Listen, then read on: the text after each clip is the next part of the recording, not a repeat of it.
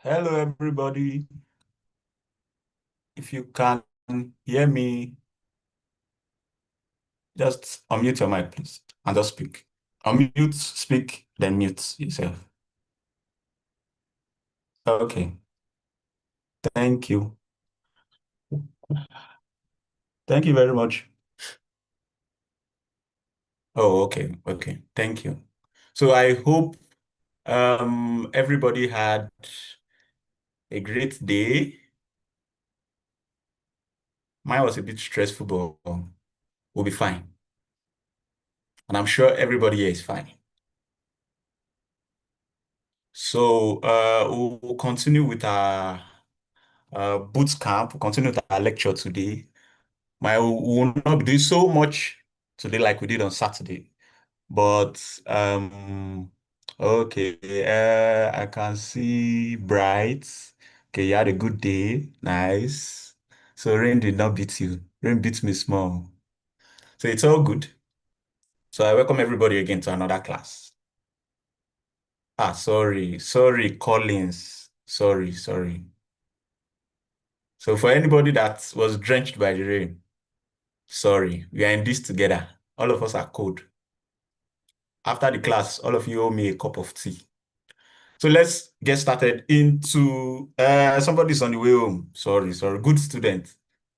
So you're joining online on your way home. Don't let them collect your phone. Oh. Stay safe. So let's start with today's class. Uh, so I've been seeing messages on the group.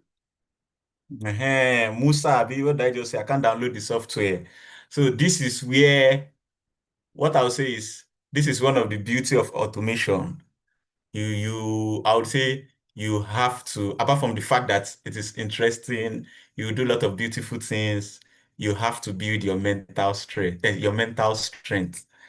Because the whole thing about automation is not really about you writing so many codes or writing ladder logic or plenty of things. The problem comes in when you are trying to install software or one cable is not well grounded and you're getting a wrong analog value and your code is nice and everybody in the plant is saying is the automation engineer, and you're there, you don't know what to do. So the beauty about being an automation engineer is you have to be like I said, you have to build your mental strength. So for those finding it hard to install the software, it is normal. It's like a typical classroom. You cannot attend to everybody, but I uploaded a link and I gave instructions, and people still come online and say, I can't see this, I can't do this, I can't do that. And I'll be like, there are instructions there. Somebody will come again and say the 2024 software I dropped a link with everything you need inside. So I'm sure even with everything you did, for some, they might still have issues. That's why people are there to like help each other. Those that have installed the software can signify. You privately message them, but you are only texting somebody if you have followed every instruction. If you have checked the what will I call it now? If you have checked the link I sent to be sure that um to be sure that you followed everything I told you to do. So you're not just going to disturb somebody and say, this thing is showing this. Sometimes it gets frustrating. I know somebody on the group, I don't know his name or I've forgotten his name. Graphics, J Graphics. He has been helping everybody. Do it this way, read the instruction. Me, I'll not answer you. If you come to my DM and I ask you that, hey, have you read the instruction? And you're saying no. You are making me believe that saying that they always say, if you want to hide the truth from a black man, put it in text. We don't always learn to read. So I would say for you for all of us as young engineers, your first skill must be attention to detail. So if you are given a manual or you are given something, you don't want to skip lines and say, let me just skip and assume. I gave a link, download 2022, do this, follow the README. Somebody even gave me a link to the video. I downloaded the video and uploaded it. There's still so many questions. I'm not blaming those that have sincere questions. I'm blaming those that will come to the group and say, I have 2013, 2014 is not working. I know you are trying to be a good student and proactive. I want to install 2028 Eplan before time. But just install the one I say you should install first. When we are done, then you can always continue with, you can always go and look for the latest version or try to look for it and make use of every tool you have. You have an error, this use AI, use Google, watch many things. That's after you follow the instruction and you're not getting it. But I'm sure for those that have installed the software for subsequent times, please help those that are not able to install the software. So if you have installed, let's say after this class or tomorrow during the day, for those that are not busy, people that have installed the software can signify, and those having issues can talk to them, privately chat them up and ask for how they for guidance on how to install the software. So having said that, let's continue with our lecture for today. We'll be kind of fast today, but I just pray we cover where we are supposed to today. So, mm, so if you are still with me, can I get reactions, please? Or somebody just unmute and say something. Okay, okay, okay. I'm getting reactions. I'm getting reactions. Thank you. Thank you. So, we stopped that. Let me share my slide again. We stopped. We stopped. Okay, we've done this. So we stopped here from the last class. Stopped on this page from the last class. Yes. So I'm sure everybody did the assignment. I did not ask you to submit. I just wanted you to go online, check those your phones, your electronic devices. For those of you that have panel, I'm sure you've gone, you've checked, you've seen things. You're like, oh, so if I say IP 60 something, this is what it means. If I see this is what it means. This is it. So I'm sure all of you have. I'm sure you did your assignment. I don't want to believe you did not do your assignment. Well, it's for your own good. It's for your own good. So just make sure you do. Oh, somebody said we can't unmute ourselves. Sorry, it's because the people used to, if they allow you, you just disrupt the class. So, okay. So no problem. When it's time to unmute, I'm sure they will allow you to unmute yourself. So now let's dive into today's lecture. And we already spoke about so many things. There will not be time to ask so many questions. So I'll be doing the interactive session on Saturday. Saturday might be 4 hours because we will do plenty practical. Everybody, you are supposed to have your e-plan ready before Saturday. We'll be doing gradually before Saturday, but we'll do a lot on Saturday. We'll play with plenty things. We might not do a real concrete complete diagram, but we'll play with plenty functions, importing stuff from websites, creating different things, importing diagrams and all of that. But before that, I just want everybody not to be in a hurry. You need to, as far as that practical part is interesting and everybody's anticipating that, let me open a plan, let me open a plan. Um, you really want to be attentive while I'm taking the theoretical class because it definitely will help you. So for everything we are doing, you'll be like, oh, that was why I said if I want to organize a plan project, I should follow this. That's why this, that's why no knowledge is a waste. Don't be in a rush to just say, oh, I want to do the practical, I want to do the practical. So I'll not be asking questions today. So we'll be starting now. For the last time, I'll need confirmation that you can hear me. So we start the class properly for today. Yes, thank you. So, like I said, we stopped here. We'll start from this page today. That's how Eplan organizes a project. Sorry, let me make my presentation big. So, like I said, let's talk about how Eplan structures a project internally.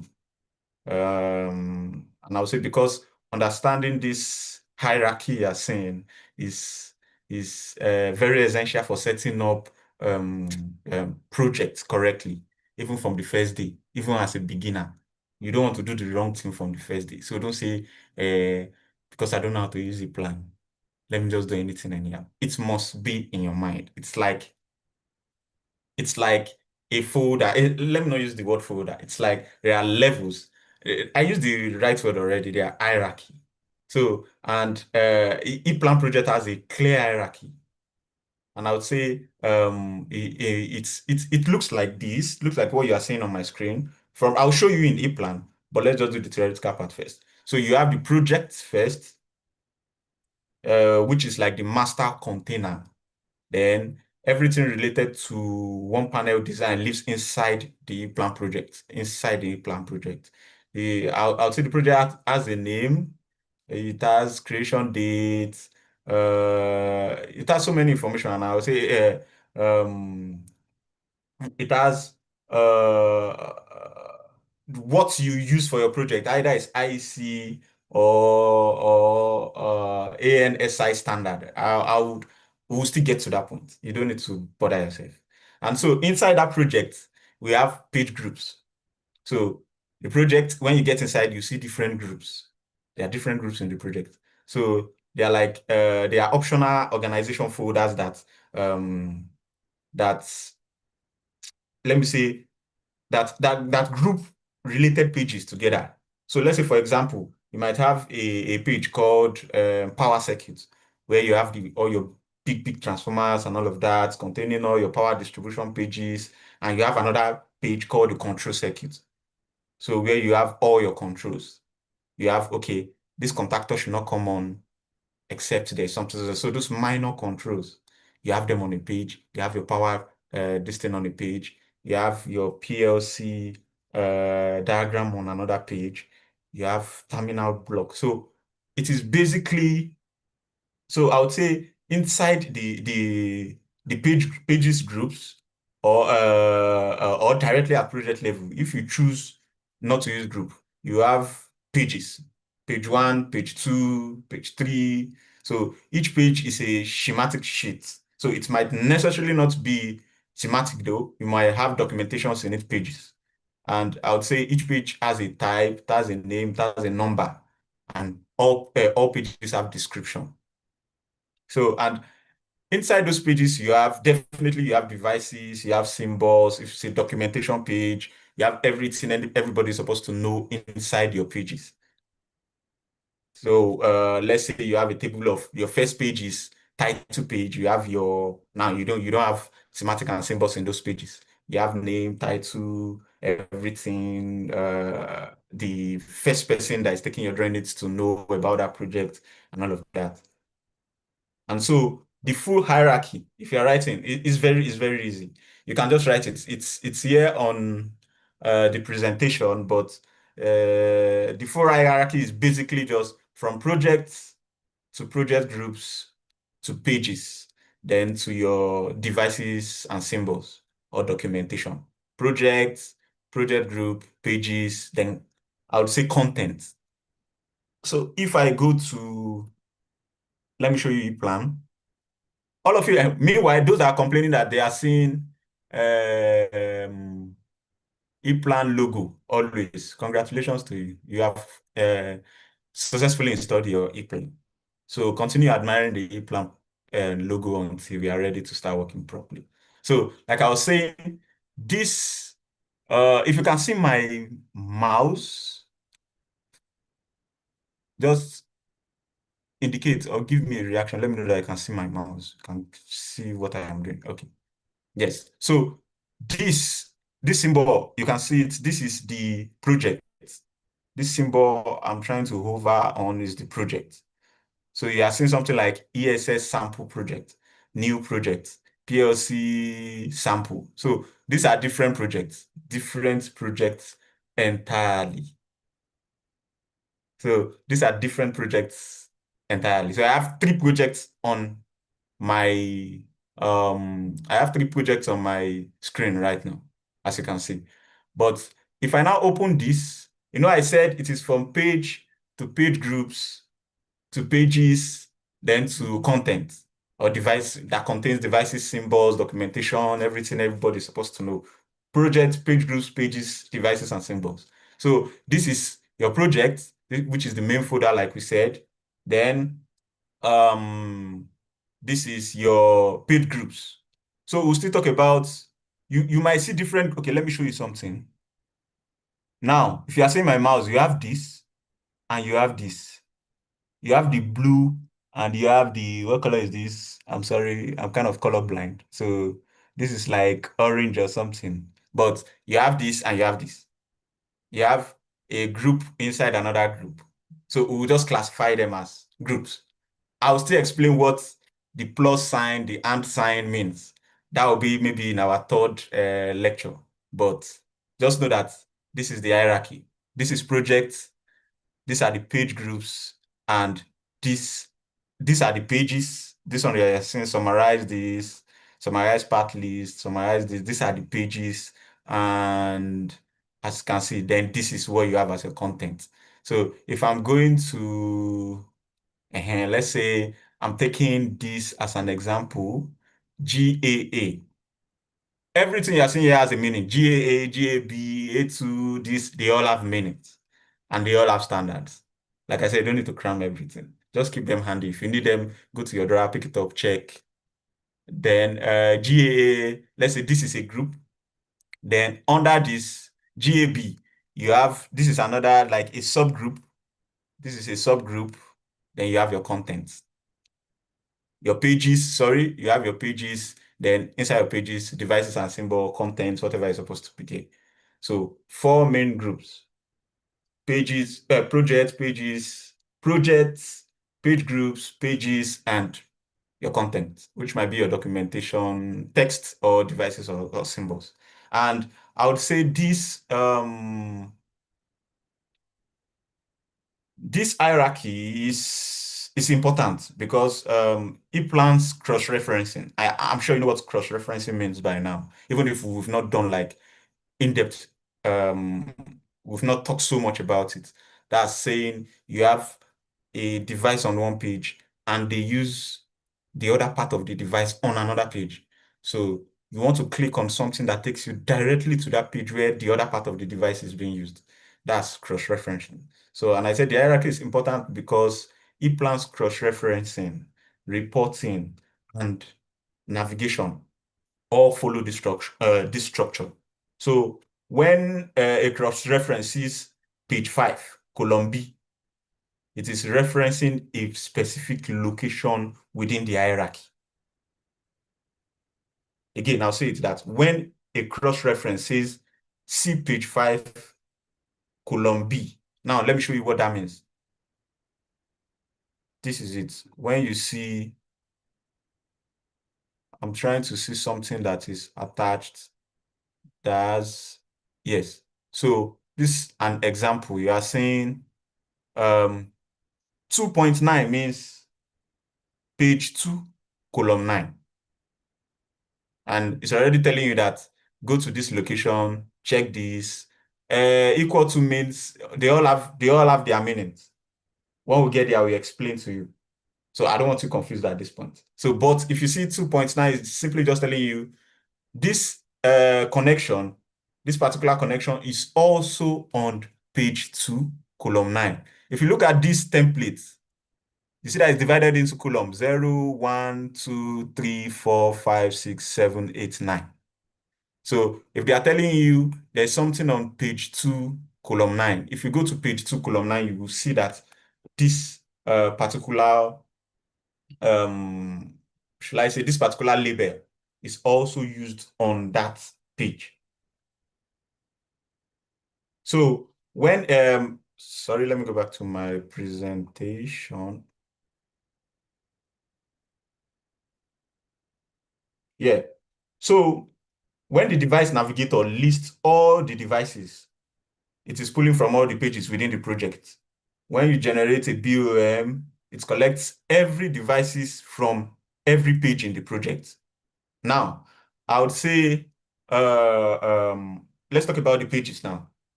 So if you are saying what are the specific pages type you need to know, they are simple. You have there are a whole lot of pages, different type of pages on Eplan. Schematic, single line, you see multi-line, you see cover page, you see this terminal diagram is always auto-generated. You see different type of pages on Eplan. Can you still hear me? Because it's kind of raining here. If you can hear me, just give me a reaction, please. Okay.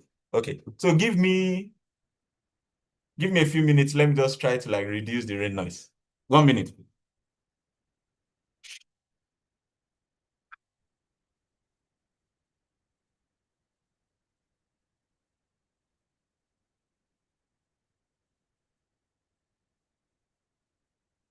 Okay, so let me confirm you can hear me again, please. Yeah, good. So we're talking about the pages type. So for the schematic multi-line, this one is like the main page type you use the most as young designers. This is the page where you do all your this is it. This page is what looks like this is exactly what the schematic multi-line looks like. So it's showing you like full detailed electrical drawing, showing you every component, every connection, every wire label. Like they are like the primary deliverable of your electrical design. So I can say, okay, I want to design and I've not done my table of contents yet. I've not done my structure description. My schematic design must be there, either single line or multi-line. You will have your schematic design. And I would say they are called multi-line because they show like a they show full three-phase power circuit with all the three conductors drawn as separate lines. So this is what I mean. So for a single line, you might just see one line, then they will cross and maybe write three to indicate three phase. But for multi-line, it's showing you something more complex, something that is more detailed. Single line is not as detailed as multi-line. Single line might just show you one line, and then you just see one connection, and they'll give you the symbol of a transformer. So it's just basically telling you from this place, from this single line, a transformer was connected to this. So it's just giving you basic information. But when you talk about the multi-line, it's now giving you the very, very comprehensive information. So another one is the terminal diagram. So you might not see terminal diagram in all your electrical drawings, but they are very important. So this one is generated automatically by Eplan. That's after you've done all your schematic diagram, your terminals, and all of that. And you, like I said, you don't draw terminal diagrams manually in Eplan. You configure the terminals in your schematic, and Eplan produces the terminal diagram page automatically. So I would say this is one of the most powerful time-saving features in Eplan, and something that manual drawing methods simply cannot like replicate. So terminal diagram will tell you what is connected to every terminal. If somebody is trying to connect terminates on your panel and he gets a terminal diagram, the person knows what is supposed to connect to each terminal. So the next one you have is the overview. Like I said, there are a whole lot of pages, but I just listed this for. So this is a simplified diagram that gives high level like simplified one line diagram. So I'm talking about when I said the multi-line and the single line. So this is giving like high level view of power distribution system. Apart from the fact that it is not well detailed, it is, I would say it is high level because let's say you are trying to draw something for a very big transmission system. You might not want to be drawing multi-line. You might just draw a one-line diagram to show that, oh, transmission is going from here, cuts across this place. If you have seen the bus system in Nigeria, so you can check or browse how many. So if you check online and Google or check for how many bus system we have in Nigeria as related to transmission, you see that the image it will generate or the image it will show you will not be so detailed. You just see, let's say, bus one, Kaduna, one line connecting to another transmission station, bus line like this, like that. So it is showing that it is high level. It's a high level view, but it is not well detailed as a multi-line. So you cannot expect that you have to now start drawing very big multi-line for the whole transmission system in Nigeria. Who will read the electrical diagram? So they all have their use. They have their use. And single line diagrams, in addition to that, are used for management presentation, customers review, and like I said, high level system understanding, and not for fabrication because it is not well detailed. So if you are still with me, let me confirm that you're still with me and get a reaction. I like reactions a lot. I don't trust MTN, so I don't want to be talking and they say, I'm not online again. Now, let's go to the next slide. And here we'll be talking about drawing standards. We'll be talking about drawing standard. So this is also fundamental, um, uh, like every other standards I've been talking about. You can always read about this online. So and I'll need it, like I said, is one more fundamental concept I need you to be clear on, which is like the choice of your drawing standard, because the symbols you use, now listen, the symbols you use, the way you draw your schematic, and the way you label your components all depend on which standard your project follows. You understand? It all depends on which standard your project follows. And in electrical engineering, there are two dominant drawing standards used globally. Now I'm giving you another Olushola Ola Israel. So can you please like drop if you have questions, drop them in the chat box. When we are through, we'll check it because there's really no time. So like I said, there are two dominant drawing standards used globally. First is the IEC standard. And meaning of IEC is International Electrotechnical Commission. So IEC is the international standard. It is developed and maintained by the International Electrotechnical Commission. And it's a global standard body. So IEC electrical symbols use a simplified box-based graphical style. So if you check the link I sent, if you check that link, there's a document there for electrical symbols. And those symbols are IEC symbols. That's what we'll be using in our training. So I said every document we'll be using, I'll just be keeping them there so you can go through them. So when you are free, I'm not sure if we'll be able to do electrical symbols, but you can always go through them. And like I said, they use box-based graphical style. They are clean, consistent, and easy to read once you learn them. Again, you might see slight changes between symbols. So let's say you see some do not change. Some are constant. You see it is the same everywhere. But some devices might change a bit.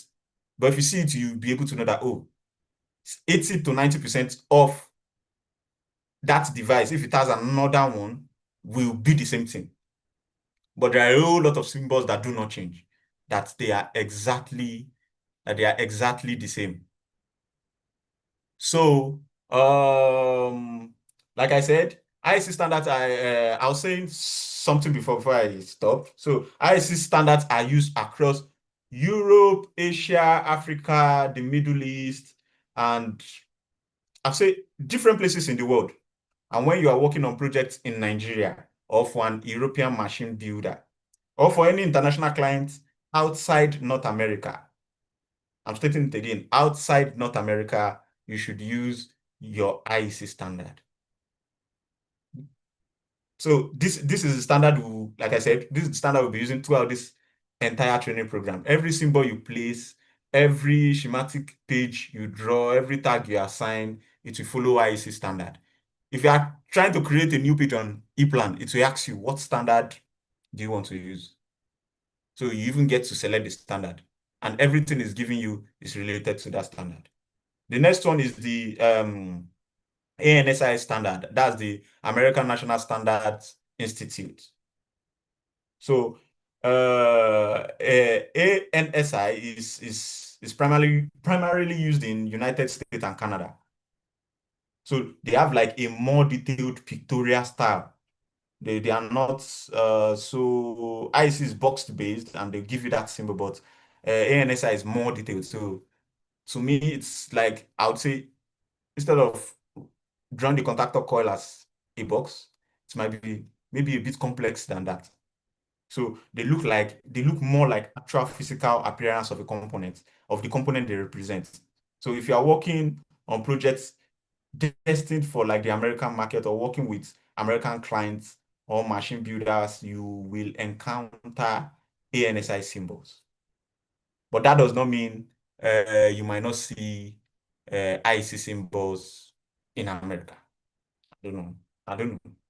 So Eplan supports both standard, and you choose your standard when you are like setting up, like I said, when you are setting up a new project. So I'm mentioning ANSI purely for your awareness. So you can do your personal research, get a document on ANSI. I did not provide that.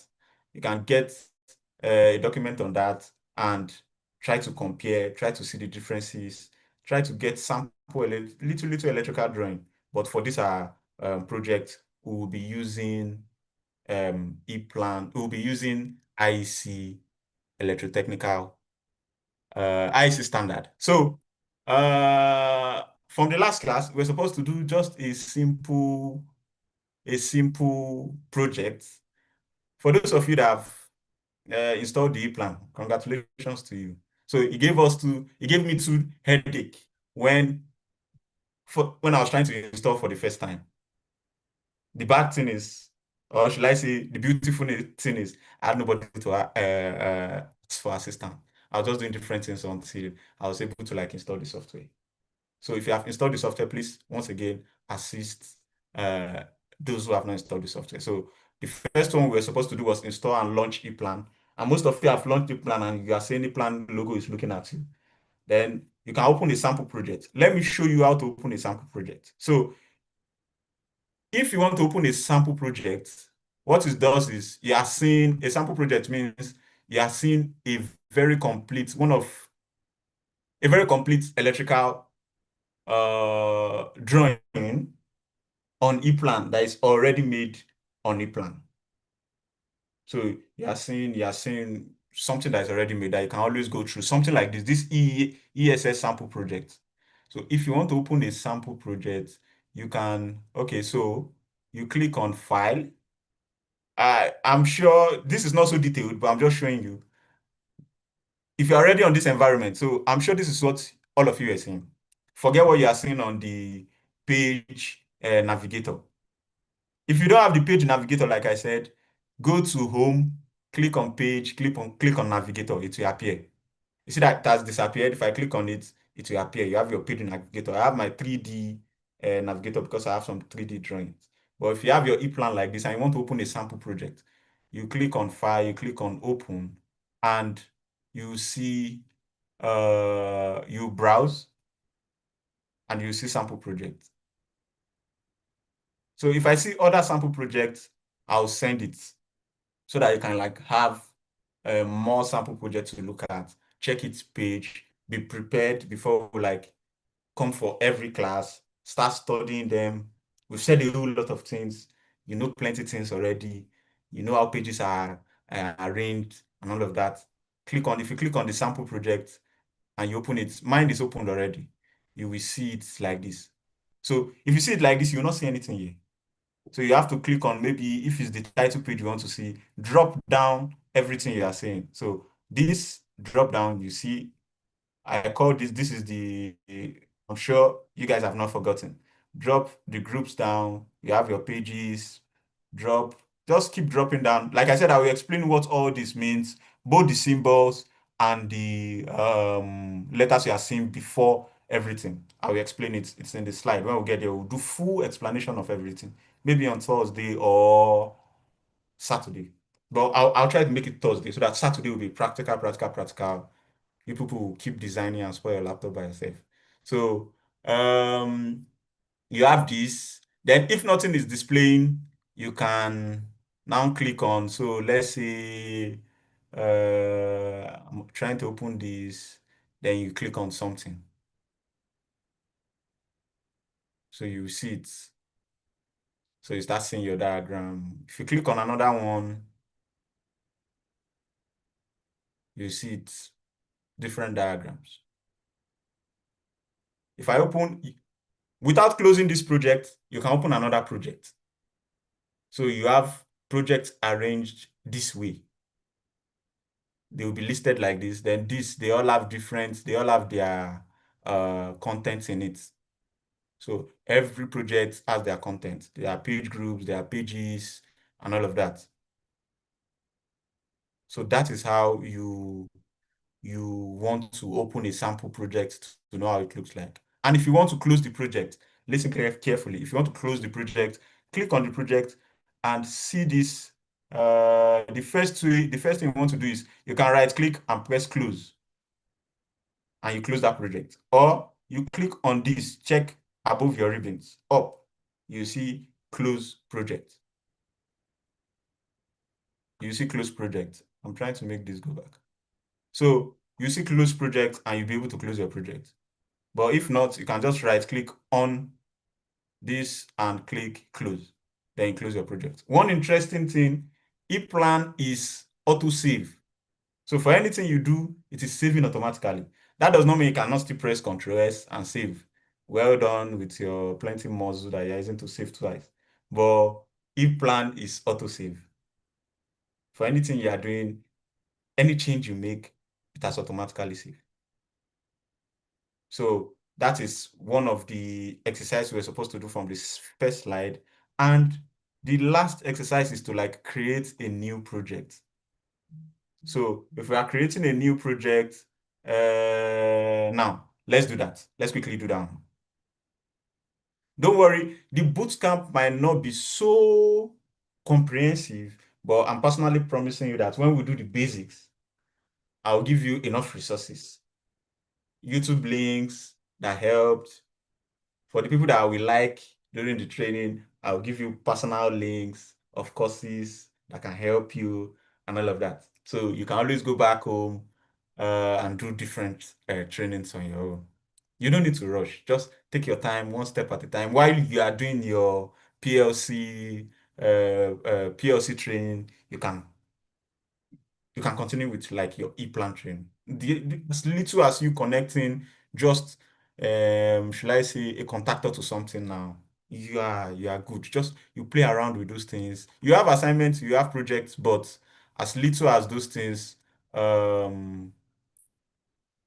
sorry, if you can hear me, can you please indicate? I'm saying people say they can't, network is bad and all of that. Oh, okay, okay, okay. So if your network is bad, please, maybe you should, um, I don't know, let's do something to it. So since you can hear me, thank you. So if we are creating, so I said let's try to create a new project. Just a very little sample project. So if you click on file again, if you can hear me, if you click on file, you click on new. So I'm sure all of you are engineers. One thing you should know how to do is it's like a hidden talent. You know how to navigate things. You read, you know that, oh, this is new. This is this. You pick.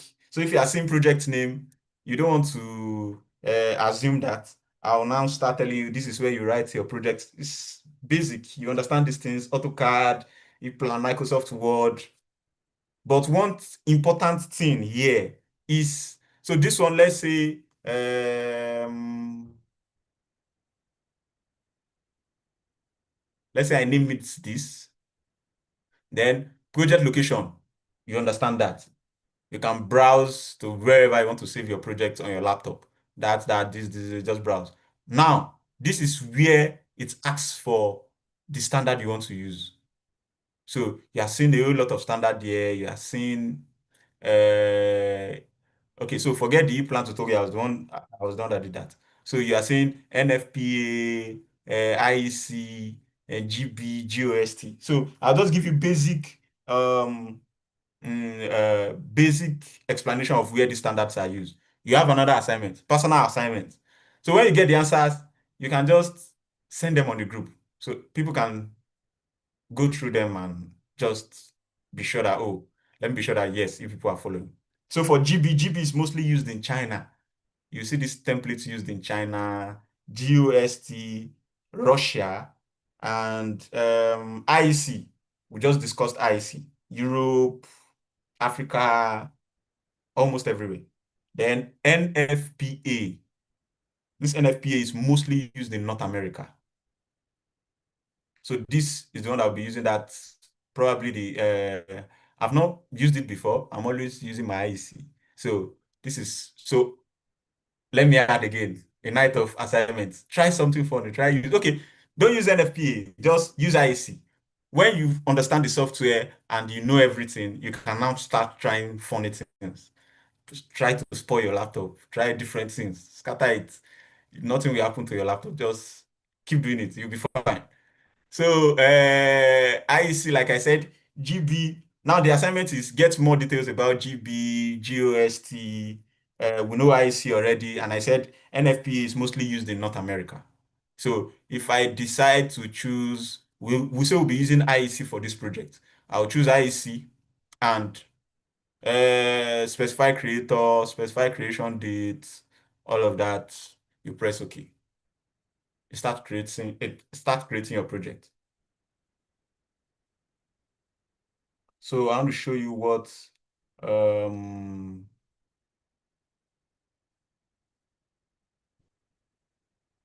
what it will look like. So nobody will come and say, okay, now this page pops up. This is what you see on your first page, which is your title page. The beautiful thing is you might see all these things and you'll be like, "Ah, block property, this one, this one." That does not mean you have to like fill everything. And there's no standard that is saying your electrical drawing must have everything you are seeing here. But you should know the basic one. Project description, compulsory, company name, commissioning, job number. If you have a standard in-house for the details that you want to be on your title page, then you fill those. There is a way you can change not this content now, but what you want to be on your title page. That will be done later. If I'm not able to teach you, don't worry. The links I said I will send to you, you see everything there, and you'll be able to play around it. So, but for now, let's say we are working with this, and we say for my project description, and I'm saying something like um uh test, let's say test, or should I say my first drawing. So job number, this one, company name, let's say Ninja Auto Hub. You can always put every other thing you want, company address and all of that. You can put different things. This is one of the places you can add new things. So if you feel this and you're satisfied, for every other thing that is here, you learn it later. But basically, what you want to do as a beginner is fill these details, this, and press OK. So um, so you all should be prepared for the next session after this. So all what we are doing, we're supposed to was supposed to be done on day one, but we had to do a whole lot of theoretical explanation first. So you've seen it on my left, page navigator. Page, you see that my navigator is on if you want to see this thing. So on my left, you already see it. Let me cancel this and let me cancel this. So this is what you see. Then you can drop down, drop down, drop down, title page. You see your title page, and let's see what it brings out. Niger Auto Hub, my first drawing, created by, I did not put, okay, it seems it started my name automatically by itself. So you have all these. Don't worry, I'll teach you how to change the logo if you want to change that different, but I'm just showing you how to start a simple page. So if you are looking for a fresh, this is how you are to create a new project in Eplan. So if you are looking for how to create a new page, or if you still want to edit this, you can right click on this title page and click on properties. So if you, okay, let me just give you an easy way to do it. Click on file, then you see it. Immediately click on file, you see this. Everything you saw from that first, what will I call it now? From the first pop-up we saw the last time, you see everything here again. That's information. You see it, sorry, file, information, you see it. So if I say I want to change this, I want to change something, okay, let me say creators, let me look for something. Let's say, so that you'll be sure that Lagos, Nigeria. I change company address 1. So if you change it, there is no need to press OK. Just go back. Lagos, Nigeria. Let's look for it. Where is the location? I'm trying to get where the location is.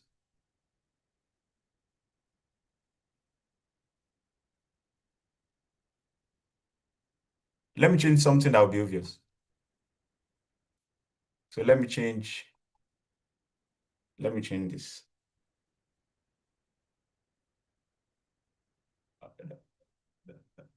So you see it.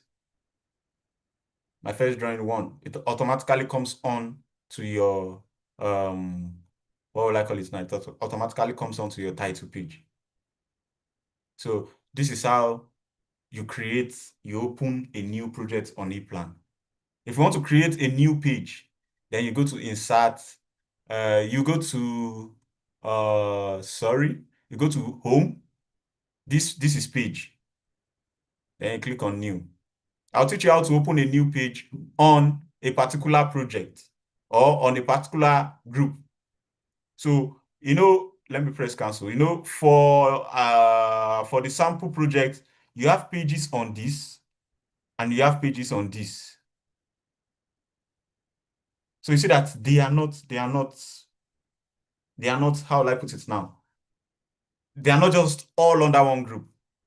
You get to learn how to create groups, and these letters, these letters you are seeing, the symbols you are seeing beside it, the document type, it will help you. So if you want to manually, now this is like you have to, it's like in industry best practice. It's not like there is something, a very comprehensive standard that say you must do this and do this. So you want to know that, oh, let me have like my documentations, table of contents, this. I'll get like a sample, an example of a structured way on how you are to plan your project. But you want to do all the planning, then say, okay, let me have, now you can see that this is under enclosure 1, enclosure 2. Okay, what if I have something on enclosure 3, control panel like that? This one is now table of content and all of that. You should learn how to like plan your project. And that's why I said if you open sample projects, you will see how a good electrical drawing looks like. You will see how a good electrical drawing looks like. So you should learn to always play around sample projects. when you are free, open a sample project, check how they group their project. When I explain the AAA, the AAB, you tend to understand more. So apart from that, just look at it, check how beautiful the project is and all of that. If you are creating a new page, if you press new, let me click on, if you press new, you would see this now. It's telling you the location where you want to save that new project. So it's telling you this new project you are saving will be under CA1 and it will be under EAA group and it will be page 2. So this is it. CA1, EAA, page 2. So what type of page are you creating? That was when I talked about our schematic or cover sheet or single line or multi-line diagram. That's where you get to choose what type of page. You can see that this page, this symbol, it's just you should be smart to know that this symbol does not look like something that has electricity or electrical diagrams. It looks like a documentation page. So it's already tell you, is it a title page or a cover sheet? Then you can choose, are you doing a P and I diagram? Are you doing a schematic multi-line, or you are doing a single line diagram? Whatever you want to do, you choose your page type. So let me say I'm doing a multi-line. I give it power, let's say 400 volts uh, power. So let's say I want to draw my power on this page and I name it this. You can press, if you press apply, it's already there. You press OK. So just press OK. If you press apply and press OK, it will appear twice. So press OK, you see it. Let me delete this page. Then you can always start your drawing. You can start your drawing. So I forgot to mention something. Take note of this. I might not explain or talk about it again. You see this environment where you have your Ninja Auto Hub, information about your project and all of that. This environment is called the form. FORM. This is the form. So this is the title page.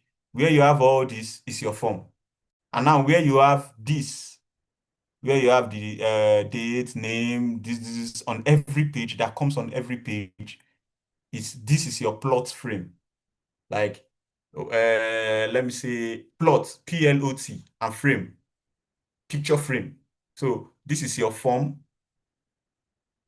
this is your form, and this is your plot frame. So your plot frame goes on every page. It tells you this is page number what. It tells you detail of every page. Tells you location, function of different pages. So you're even saying number 2. This is because let me check this. You will see this is page 2 of 2. So you also learn how to edit. You see that on this page you cannot edit anything. You cannot do anything on this page except you go to this place where I told you to edit from. Apart from that, even your plot frame, you cannot edit it. So I'll be teaching you ways to edit your plot frame. What will I call it now? Edit your plot frame, edit your form, and all of that. So for the proactive ones, you can go online and start learning it so that when we come during our next class on Saturday, we might not take so much time about it, about that. But this is your form and this is your plot frame. And you get to see your plot frame on every page. You can have your own plot frame. If you go to your master data here, if you go to your master data, this is one of like the most important pages in Eplan. One page you always come back to. This way you have different forms.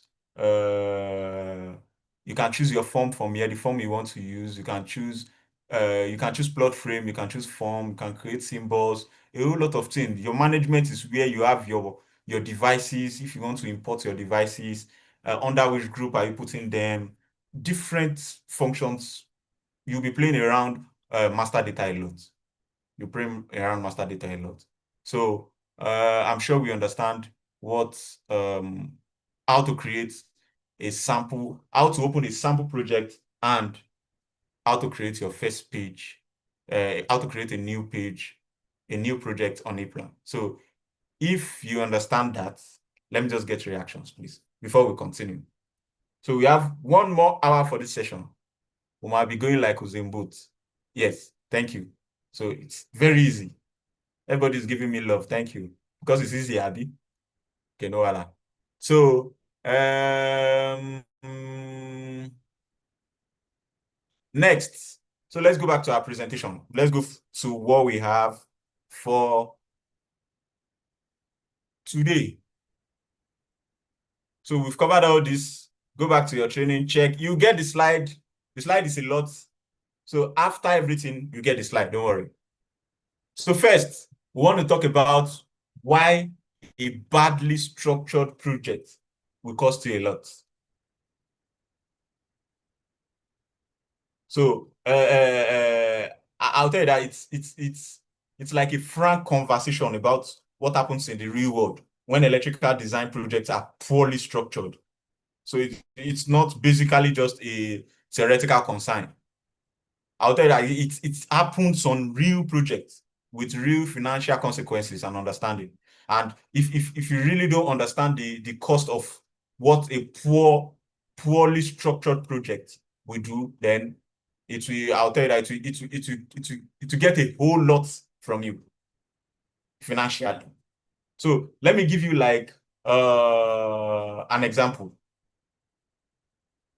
As an engineer, let's say a junior engineer now, under time pressure, he now decides to create a, I was talking about this before where I said, be sure that you are able to like group your project, know that this is supposed to be under this is supposed to be under this. Now, I was giving an example, like, assume one of you now, a junior engineer, you were tasked to create an Eplan project in your under time pressure.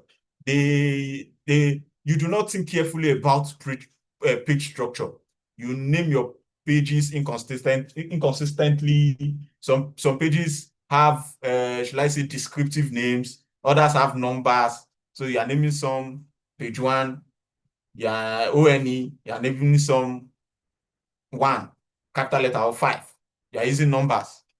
So power circuit and control circuit, you match them together inside one page. Device tags, you assign them anyhow. You are giving contactor K1 and you are giving another contactor KM1.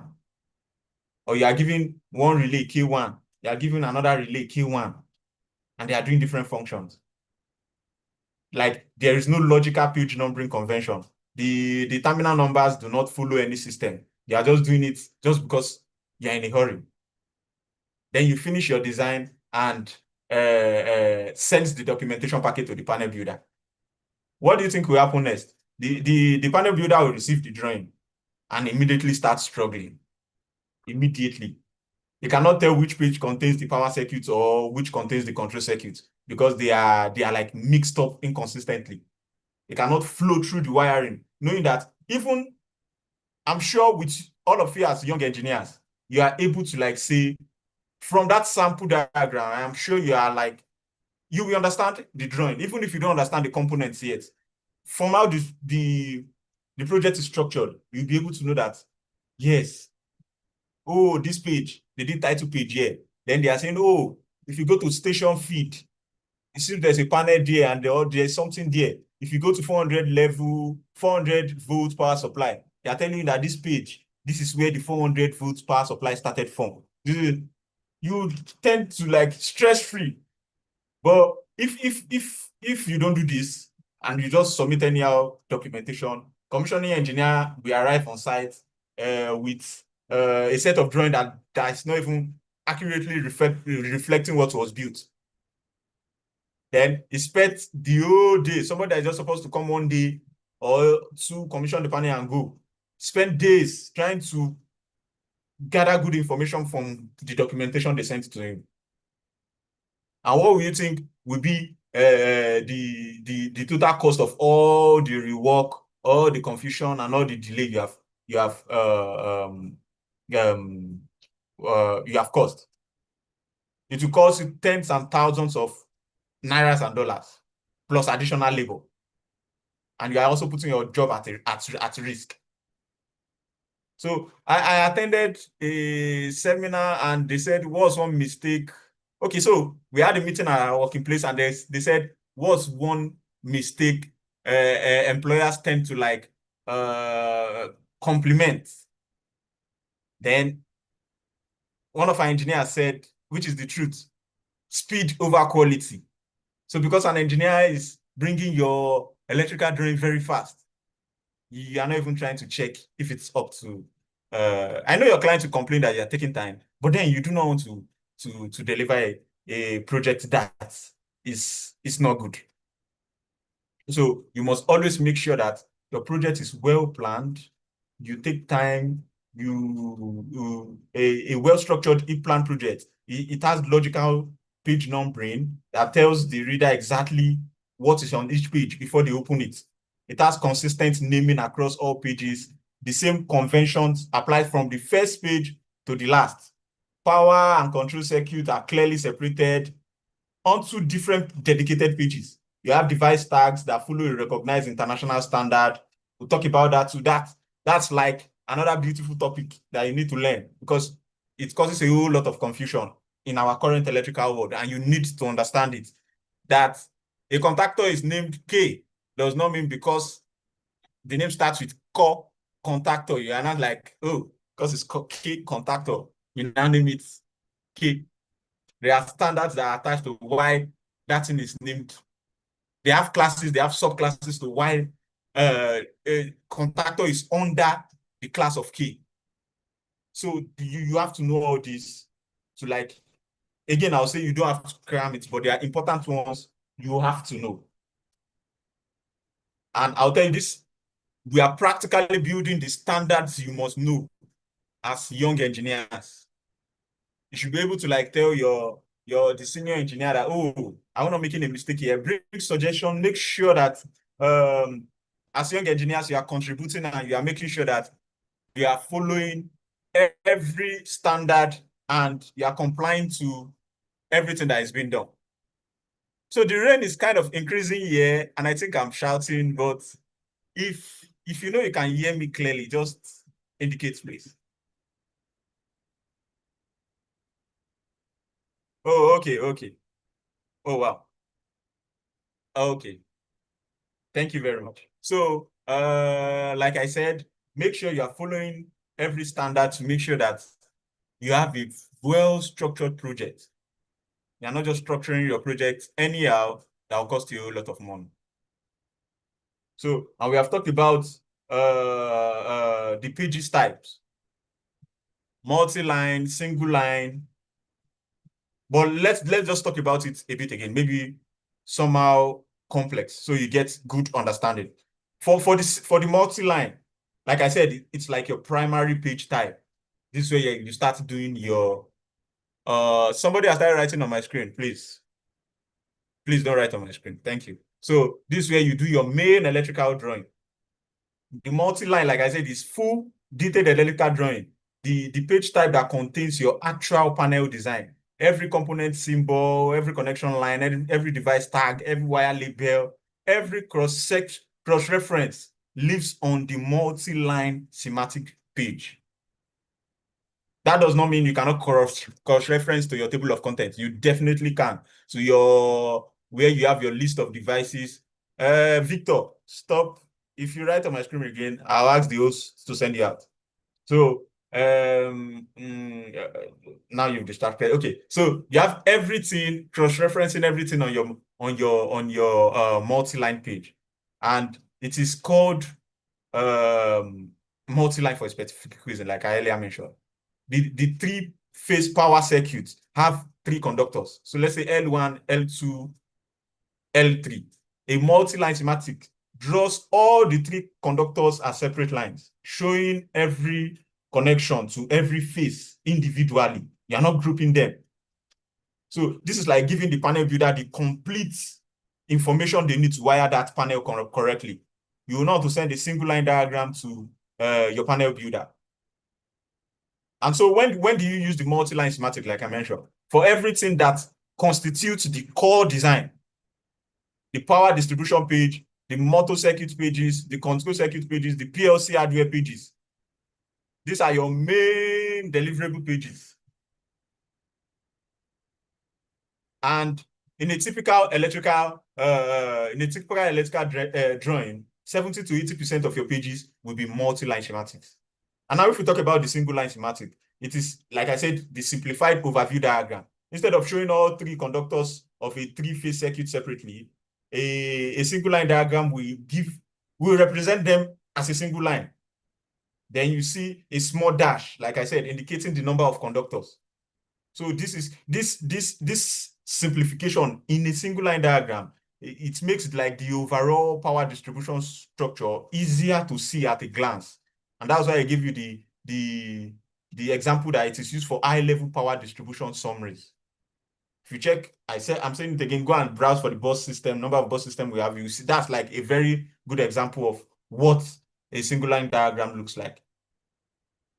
The kind of diagram you present to a client in a design review meeting. So you're like just telling the client that, okay, if you connect, so let's say this is your transmission, this is your main substation, you have a connection to this second substation, and just like that. They are not used for fabrication. No, I'll tell you that no panel builder wires a panel from the single line diagram. They are just for understanding and communication, not for construction. The next one, which is very important, is terminal diagram. Like I said, it's always auto-generated. And one of the most impressive features that Eplan will give you. So let me put it this way, like in a traditional manual workflow, or even in AutoCAD, terminal diagrams are drawn manually. They will finish the drawing and now start, they assign a page to explain, to draw the terminal diagram, to tell you that, oh, this terminal put this terminal put this. And the engineer has to look at the schematic, identify every terminal connection, and manually create a separate diagram showing each terminal strip with its connection. It will be time consuming, it will be prone to error, because I bet you if you are doing about 20 to 30, just 10 pages, you tend to miss one terminal.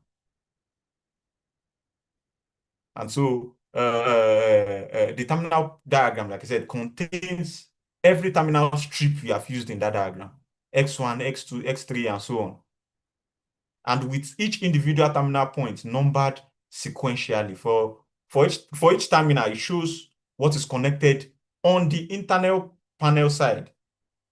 I'll say it again. For each terminal, it shows what is connected on the internal panel side. That is the component, the wire label, what is connected on the external field side. That is the cable reference, the field device. So this document is what panel builders use to wire every field connection correctly. And terminal diagrams are used for panel fabrication and for field wiring. So they are one of the documents that gets issued to the installation team on site, like I said.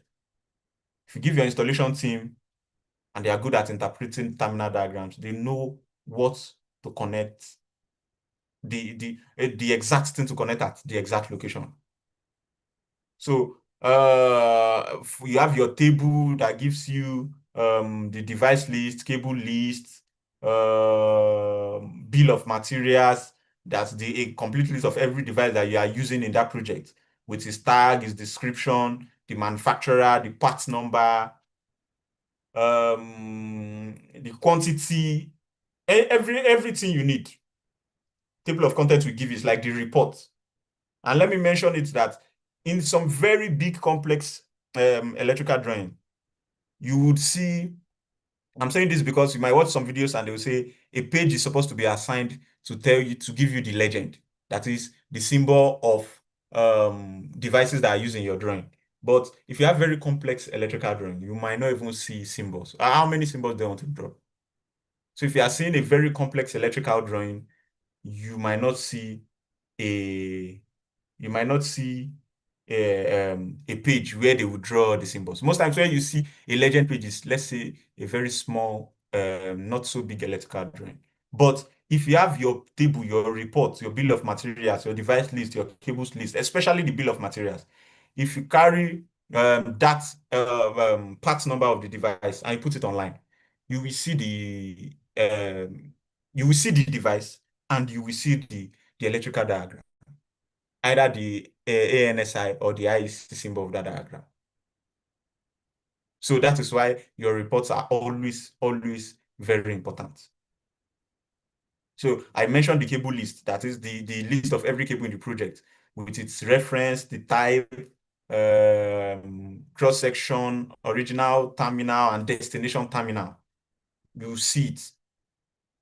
So all these reports are generated automatically from the project data in Eplan.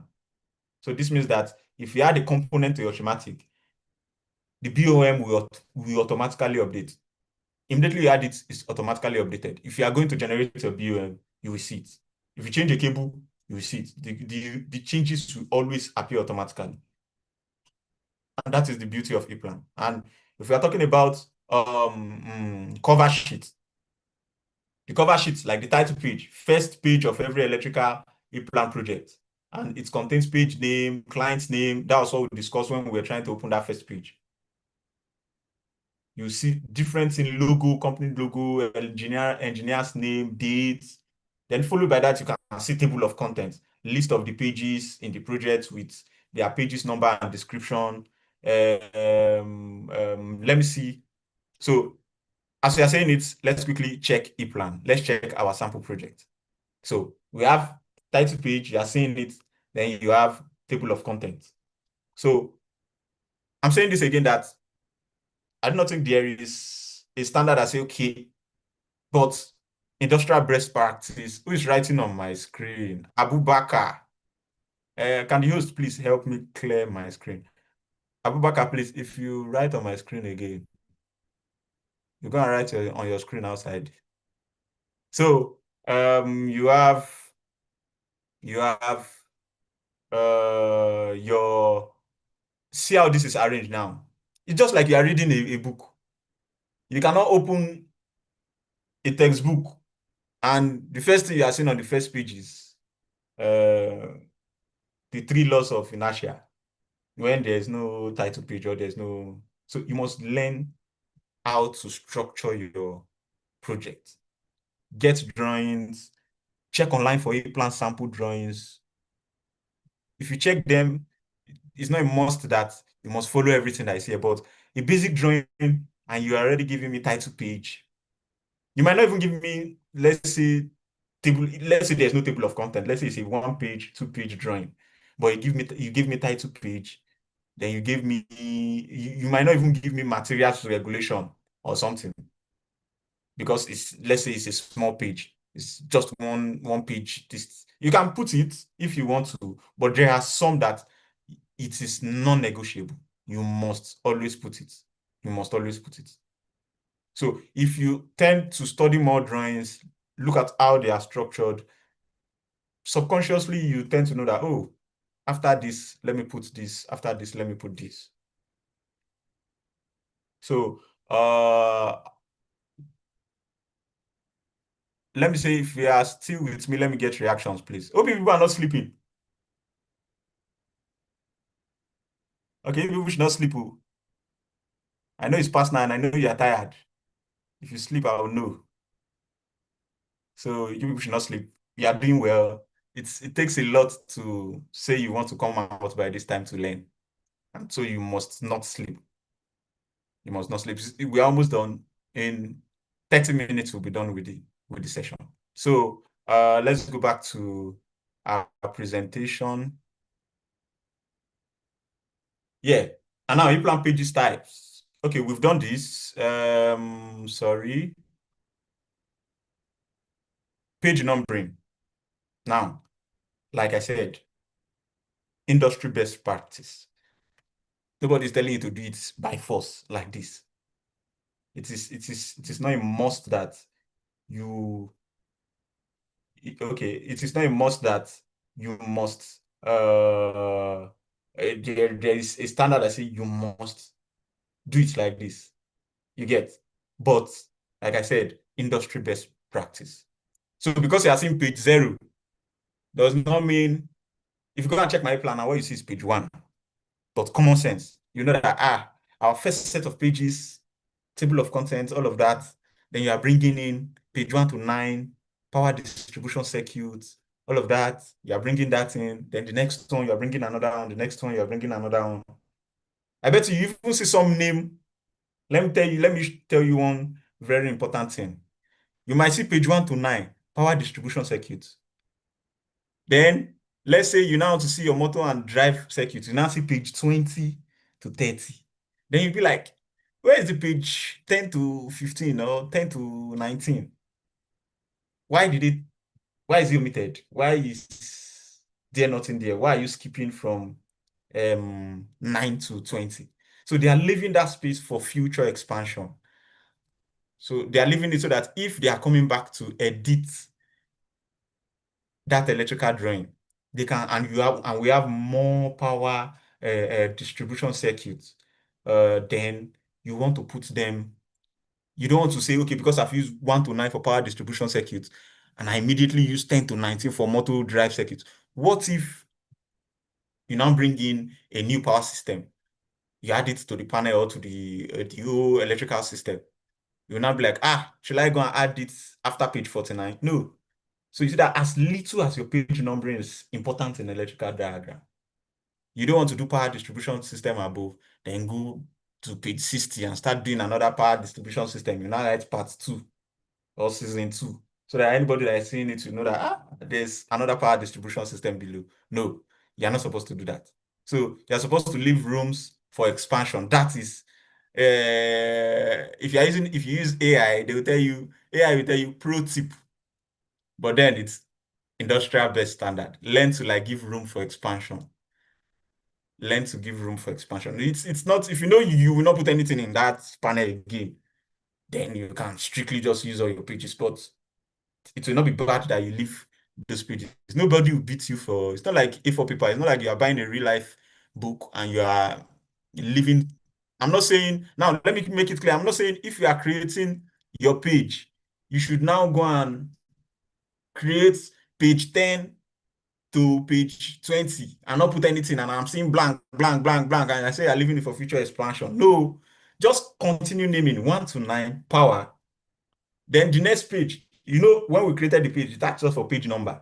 You name it 20, 20, don't worry, just name it like that. It is arranged that way. But when you are coming back and you are naming a new page, page 11, you are rest assured that nothing has that page. The page 11 is not anywhere. And if you create that page, it will push whatever is below it down and go to its exact location. So you don't need to create so many empty pages and say Alfred said we should leave. If you go and bring an electrical drawing for me with empty pages. So you are supposed to just create what you have. Anytime you come to add a new page to that electrical drawing, it shifts whatever you have below and takes its slot. So, but just learn to have that industrial best practice so that your diagram, your electrical design as a whole will be up to standard, will not stress the next person that is coming. I would say this, that for any project or any design that you are doing, don't do it because you are doing it for the company. Do it because your name will be attached to it. So you might leave the company might even close down, but your panel is still standing, and they're like, somebody picks up the electrical drawing and say, designed by, they see Chinedu or they see Emmanuel something, something, your full name, and they check your, let's say, your LinkedIn, and they quickly try to know who designed that panel and all of that. So make sure you are following every standard. Make sure you are not doing things your own way. Follow standard, and you'll be fine. Your electrical diagram will be up to standard. So now we'll take a pause and we'll be taking attendance now. So the attendance link will be posted. I'm sure it will be posted on the chat box. I'm sure the hosts can hear me, so you should help post the attendance on the chat box. So while I take a few questions. So if people can take your attendance, You have 5 minutes. I'm trying to see if we can rush. Let's finish day 2. Okay.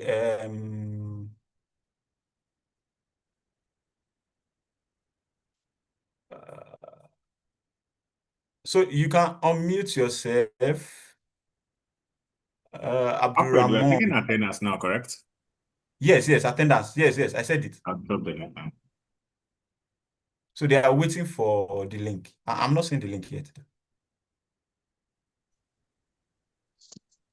Yes. Abdurrahman. Good evening, Mr. Yeah, good evening, Mr. Alfred. Yeah, good evening. Yes, thank you for the session, and we're actually getting a lot. But firstly, is that during the last class, I joined late, Sorry, so Oh, Ramon, apologies here. Please hold on. Please just join, do take the attendance via the form that was dropped now, the link, and the code that you can see underneath it, use it as the attendance code. Please ensure you use this particular code, not something else. Yeah, I can't view the chat. The chat is not you coming up. should be able to see the charts. So Just thank you. showing loading and it's coming back. the chat is so. I don't know. Somebody complained the last time too about that. They can't view the chat. I don't know if.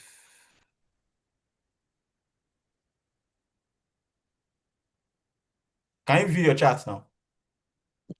Not at all. It's just viewing then coming back.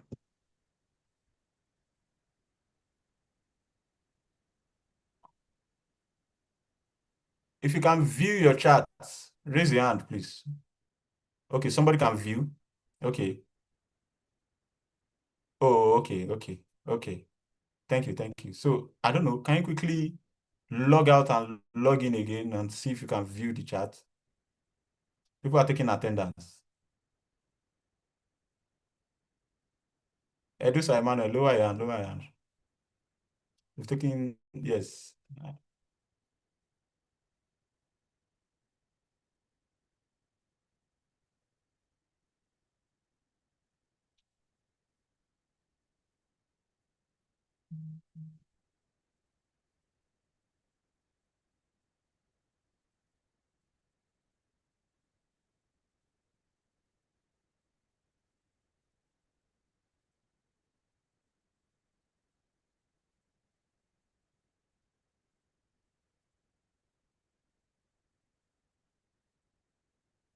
Okay. I wanted to send the link again, but somebody sent it already. Thank you, Andrew.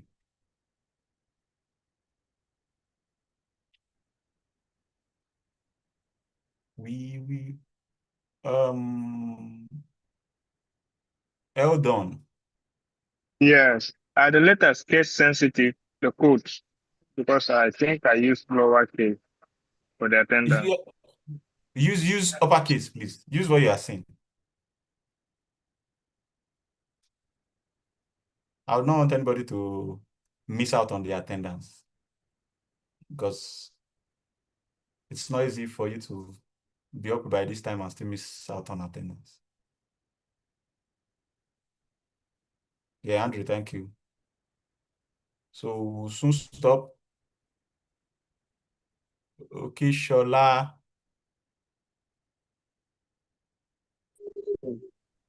Yeah, be fast, Good evening. please. Please, Good evening, good evening. my chat box is not coming up. Whoa. Uh, Yeah, Another person complaining about the chat box. That is Sorry. most definitely your internet, so you might need to log out and log in again. yes, I've done that Okay. already. Mhm. Well, Yeah. So you know what? Okay, Shola, right? Fiola, Okay, I'm trying to send the link personally to you. Are you seeing any message? on WhatsApp, No. On Zoom. I'm messaging you directly. on Zoom. You're not seeing it. Yes. Okay, so one other thing is that you can also check YouTube. It's also on YouTube. Okay, so you can check YouTube. Thank you. Yeah. Thank you. So check YouTube. All of you raising up your hand, check YouTube. If you have questions, we'll continue after. There'll be time for questions and you raise up your hand again. We have to continue, please.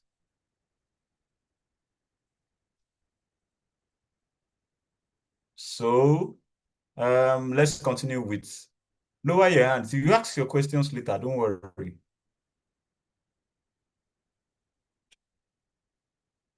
So we've talked about the pages. You know what the cover and the table of contents page should contain, like we previously talked about.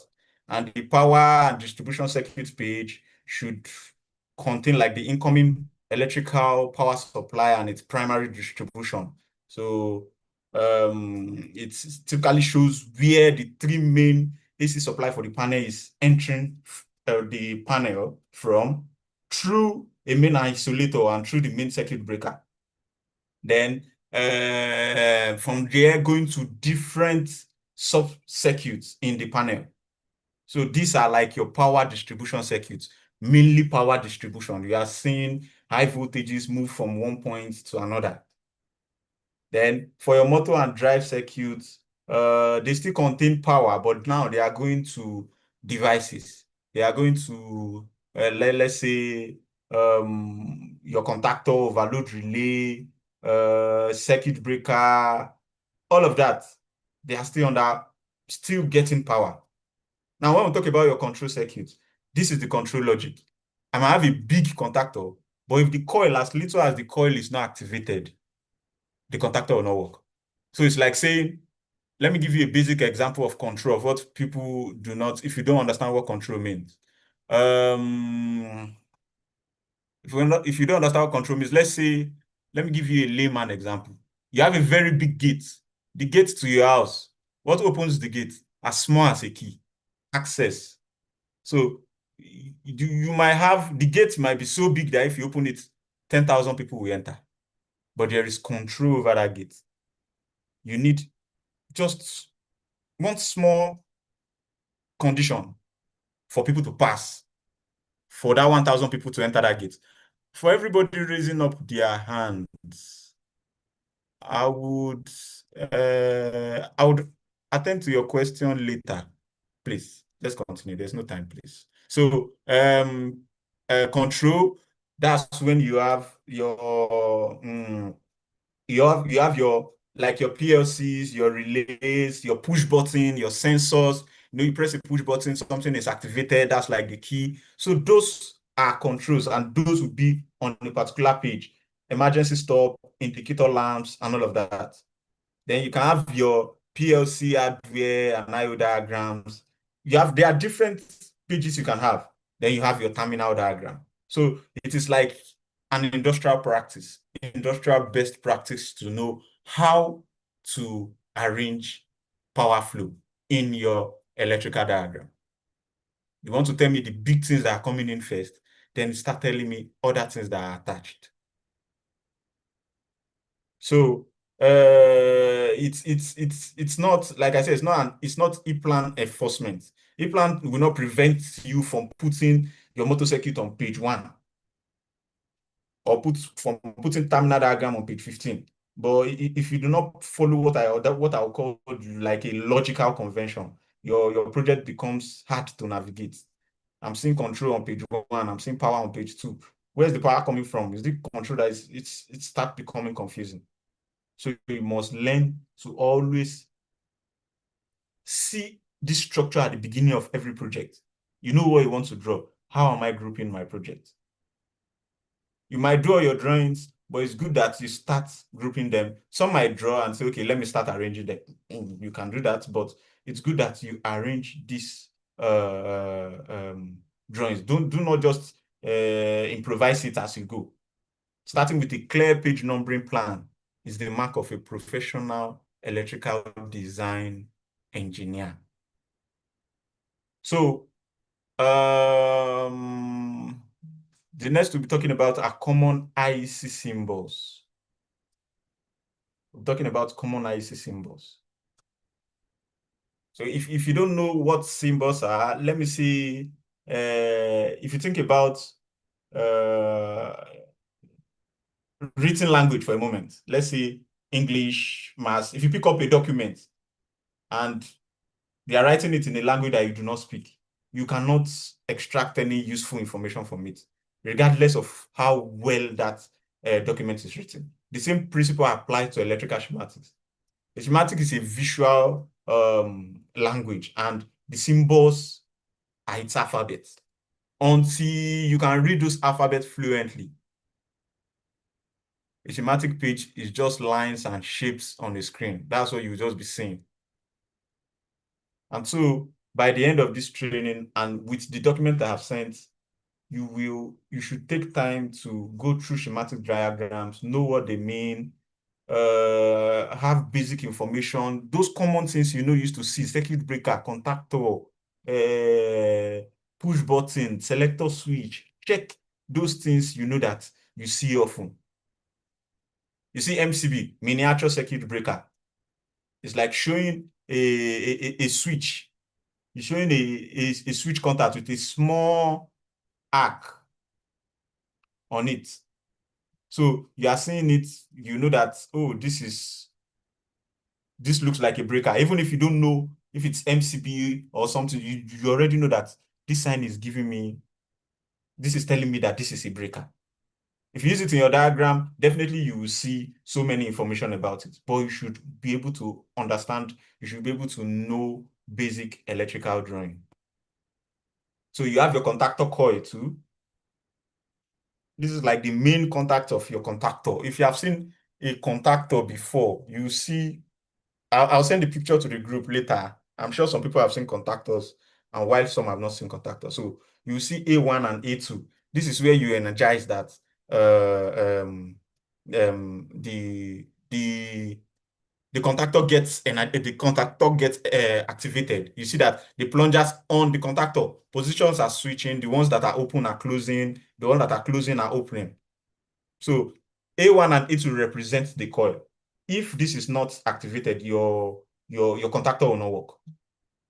And like I said before, that it's always given the prefix K. Sometimes you see KM. You see this. Don't say because it is K, because K and contactor, the vowel sound for contactor is sounding K.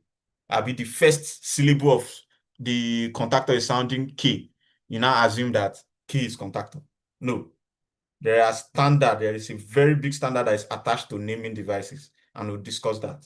But it is good that you know your electrical diagrams.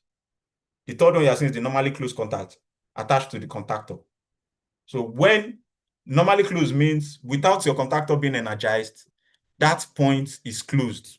Let me quickly see if I can get the picture of a contactor. 1 minute. So that I'll show you.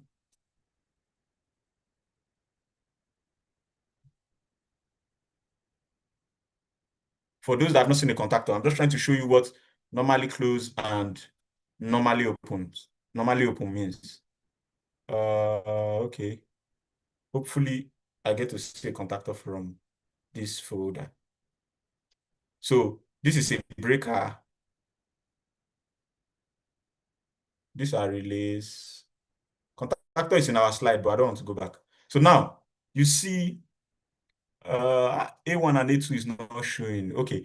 If you see my mouse, see where A1 is, see where A2 is. So there is a terminal below them.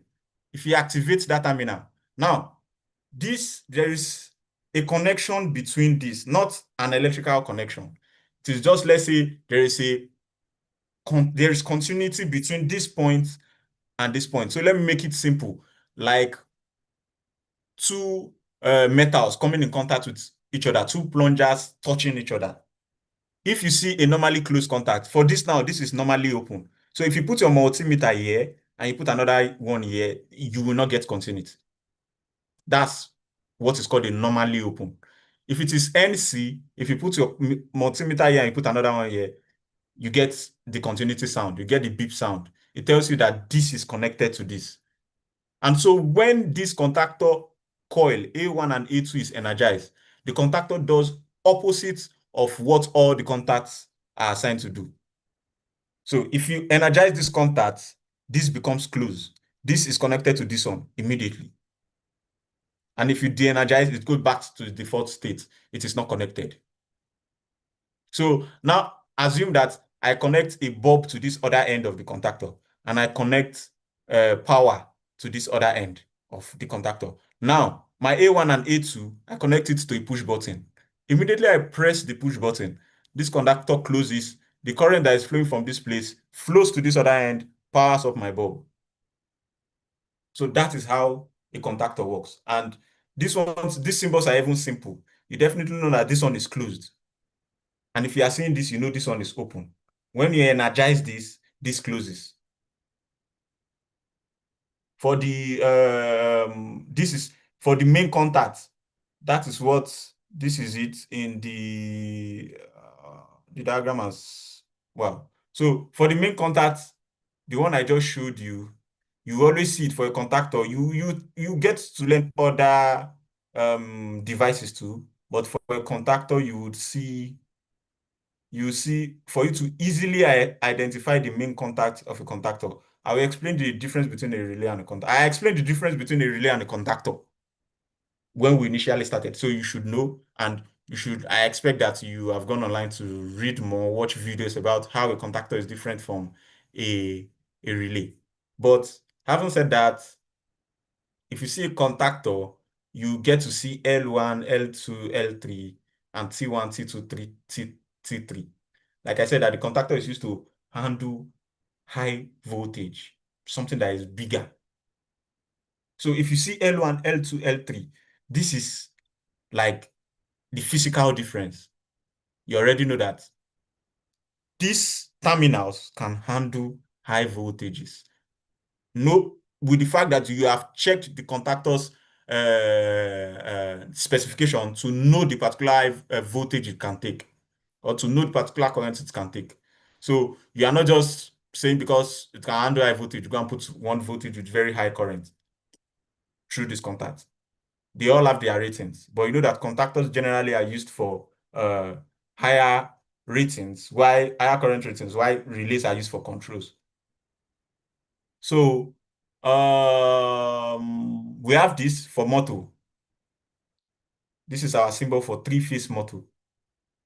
You have your sinusoidal symbol here. You have your U1, V1, W1 for the three-phase of the motor. You have M. So even if you are seeing this stylishly, you already know that this is a motor. M, then your Earth. And this is your Earth sign. This is your terminal block. I already showed you the picture of a terminal block when we started. So you should always, information is everywhere. I've given you the basics. You can go back, and what I expect you to do is types of circuit breaker and their symbols. How is a contactor different from a relay? So for a relay, you will not see this. You will not see this contactor main contact.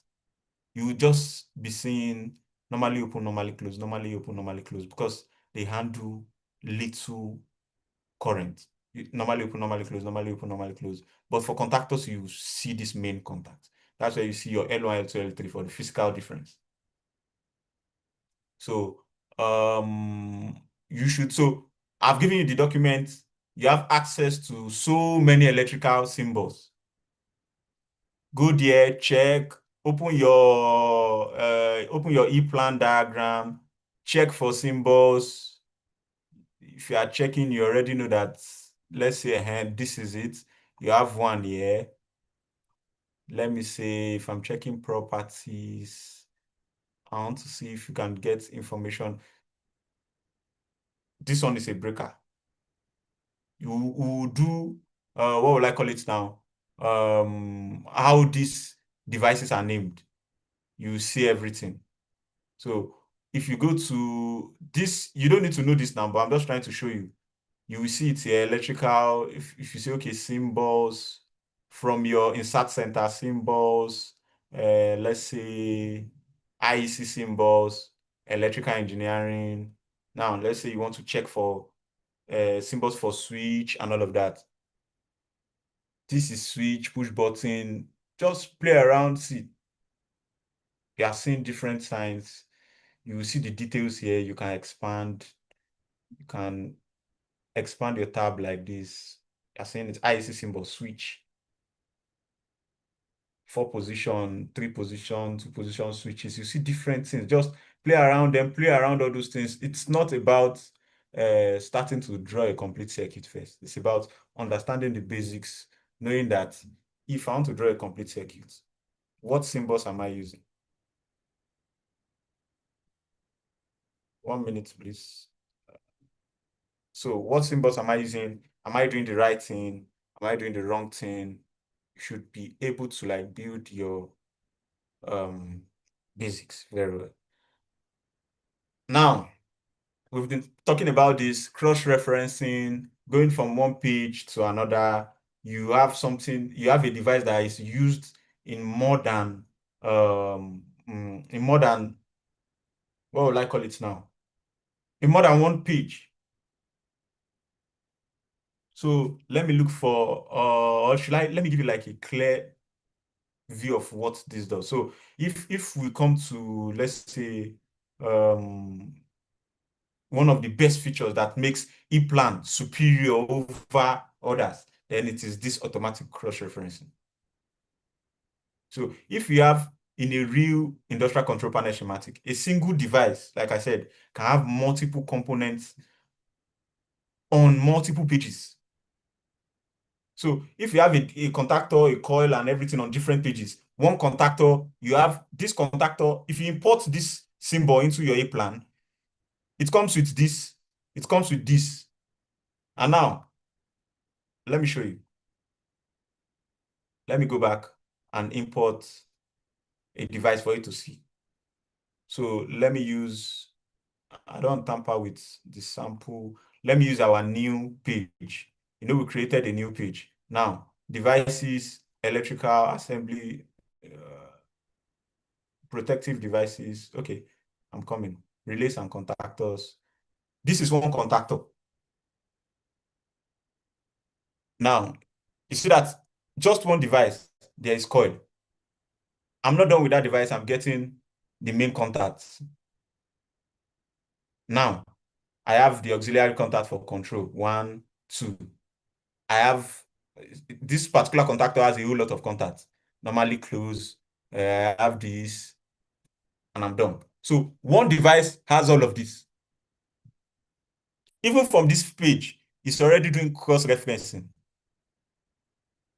Let me show you. It's telling me that this is the coil of the contactor. If you come here, it's showing 2.5, right? This is page what? Page 2. I see in the 400 volts, page 2, column 5. That is where the coil of the contactor is. If you see this contact too, it's telling me the coil of this contactor, the main coil is on page 2, column 5. We are on page 2. This is column 5. Let me put it well on column 5 so that you don't get confused. So column 5 is showing you column 5. This is also telling you that the coil of this contactor is on page 2, column 5. If I put it on another page, it will still show me this. So that is the beauty of cross-referencing. You are not manually jumping from one page to another, looking for, let's say I use this on page. You know, I told you, have power circuit different, have control circuit different. Your main contact, because I said handles high current, you put it on power, on the power group, the power pages, and now you have these control circuits that are on the minor pages, the control pages. So now you don't want to manually start looking for page 1, page 2, page 3, where they use this thing. So take, for example, you have about 56 power pages. Now, the first, you use this contact, you used it on what will I call it now? The first power page. Then you use your coil somewhere else. Then start looking for it everywhere. Start scrolling from page 1 and page 2. All what you are looking for is K1. You're looking for K1 manually. So it does not make sense that you start doing all that stress.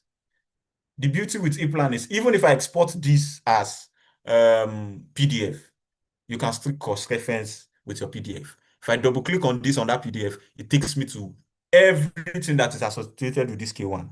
To take me to another place. This one will take me to this until I cross-reference and get all the device connected to that particular device.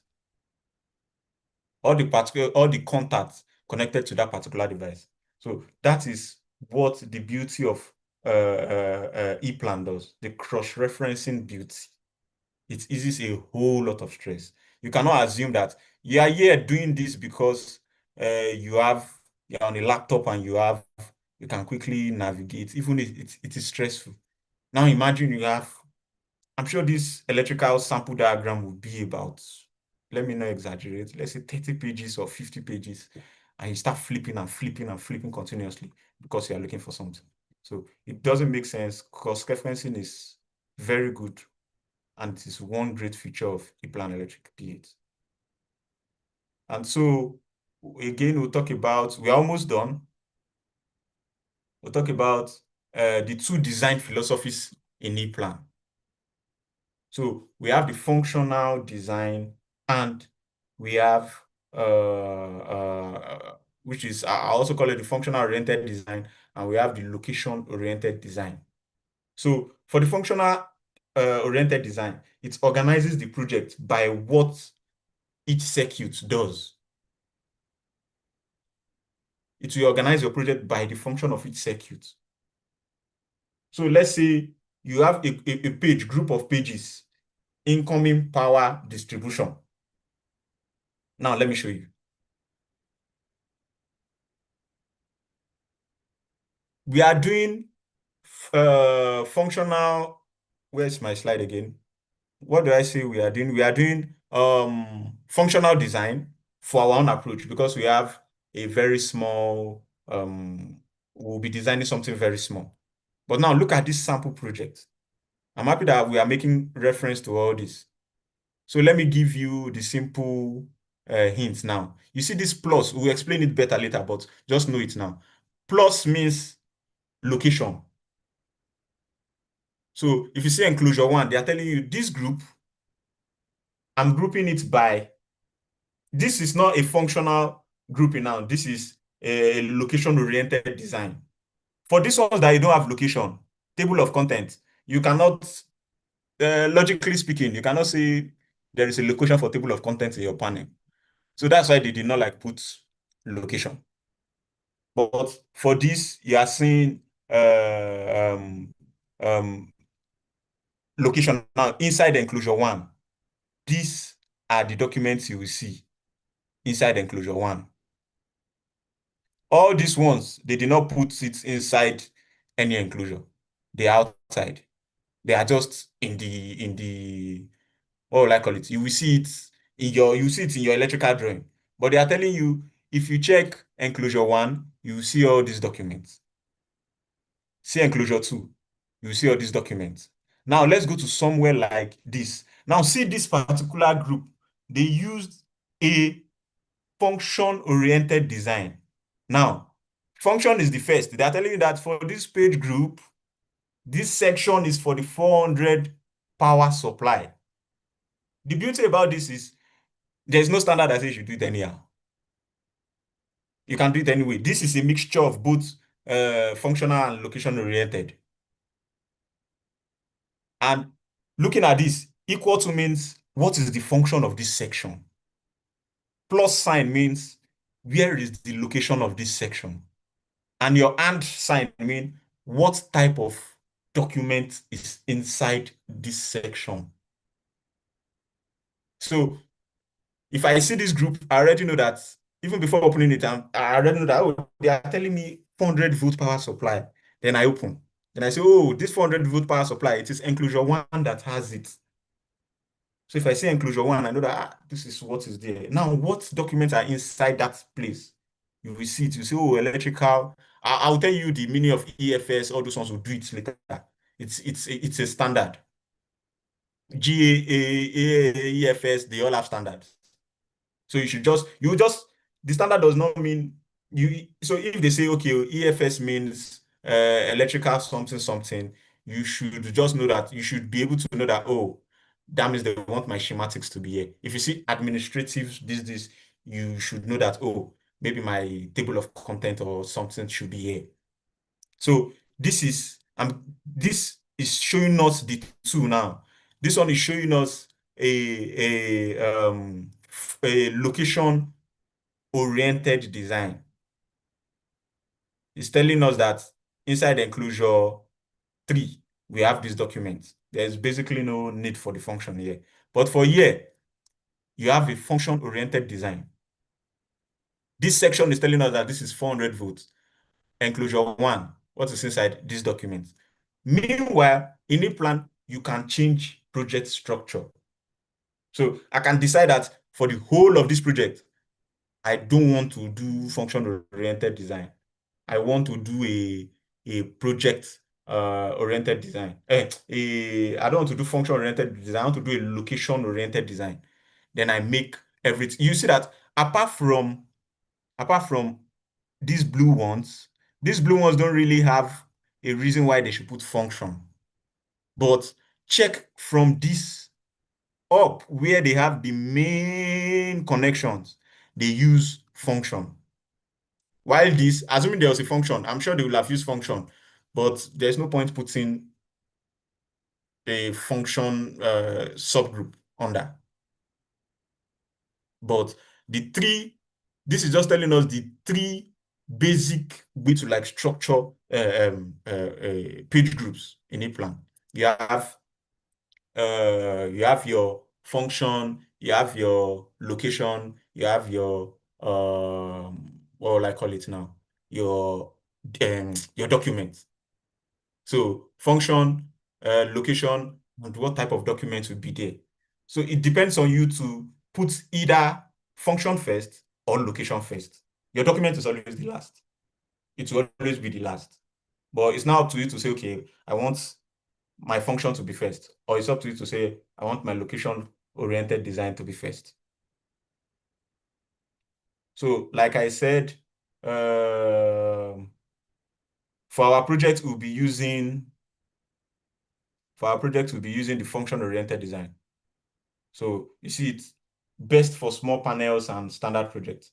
So if you're having a very big, complex, wide installation, then you want to first tell people the location.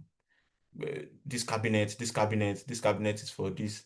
Then they know the cabinet, and you are telling them the cabinet has this function and all of that. So we will be using this. Like I said, we'll do just a small project after everything. We'll do a small standard design. But I'm sure you all understand the 2 philosophies, the 2 design philosophies used in Eplan. I'm happy that I'm giving you samples and you're seeing it in real life Eplan project. So if you understand this, let me get reactions. So we'll do like the next one. Don't worry, you ask a question. Even if you finish, I don't know if you finish some minutes past 10. I don't know if the Zoom link will allow us. But I need to explain the power and the control page. So let's quickly do that before we finish this. So the power page, let me explain. It's just like throwing more light on the power distribution page and the control distribution page. So for the power distribution page, it's always like the page 1 of your schematic set. Now listen, page 1 of schematic set. I'm not saying page 1 of your drawing. So when you have concluded that, I want to start, I've done my table of content and all of that. Let me start drawing my schematic diagrams. Your power distribution comes first. So before it's like the entry point to your electrical story. The big boys comes first. You are getting these big things from us. So before any motor can run, any PLC can operate, any control signal can flow, they all need that power page first. So the power page show where the electrical energy comes from and how it is distributed safely. Energy enter, it is protected, then it is distributed to loads.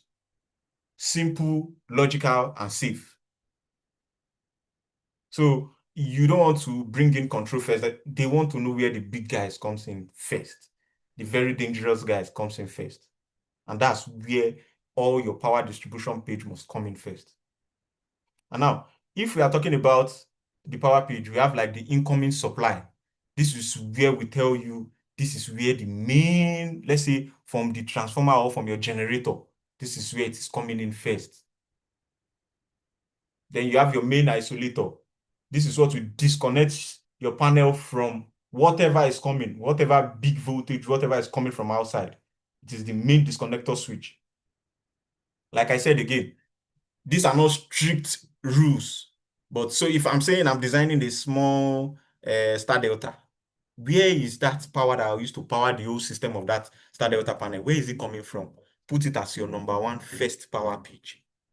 Then put the breaker that you use to isolate it. So if you have been to a transmission company, you will know that they have an isolator and they have a circuit breaker. Why? So it is because I'm supposed to give you as an assignment, but let me just explain. It is because the circuit breaker might look disconnected, but still have charges stored. Your isolator is something that you want to see physically and mechanically that you have disconnected this thing. You don't want to see your circuit breaker, you just pull up that isolator, but it has a whole lot of mechanism inside. You don't know if there are stored charges or something inside and it's not totally disconnected. If you go to Transmission Company of Nigeria, you will see circuit breaker and you will still see isolator. It's two-factor. Nobody wants to die. So even if the power of that circuit breaker, they will still disconnect that isolator. They want to see it physically that nothing is disconnected to this guy. That's why you have those two things. Then you have your distribution to motor. Then you start having your distribution to all other places that needs power. Motor, circuit breaker, 24-volt DC, and all of that. Then up to whatever you need again, control and all of that. So, and for let me just talk about the control page. I've said it before that the power page carries energy. Control page is like it carries intention. It's telling you this. I know you have muscle, but this is your muscle that you are bringing. Your security will tell you you cannot build up and enter a company anyhow. They will ask you from the gate. I know you brought a big jeep, but who do you want to see? So as little as that control, that's what controls the whole power. It will not let those big things enter. Small as a coil, you control the big contactor. So the control, we have its own segment to your PLCs, all those things, they are basically like control. They use those small voltage. Meanwhile, let me go back to control. You have, for your control, most times, they use 24-volt DC. You see 230-volt DC too, but mostly you see 24-volt DC. Like I said, PLC energizing contactors, PLC input signal, relay logic, emergency stop, and all of that. This is control. You have plenty things to get knowledge from. Go and read about power control. Read about it. Visit real powers on YouTube. You see so many samples. You see so many explanations, so many virtual explanations to what these things look like. And that's why I'm recommending real powers. They will give you virtual explanation. You will see how these things work in real life. And so for this, we'll do it at the beginning of the next class. So we'll create a page, cover page. We'll create, okay, we'll do this, but I will explain for the next class. What we'll do first, I will explain the standards that guide the function, the location, and the document type. Then I will explain, I'm sure it's in the other slide. Okay.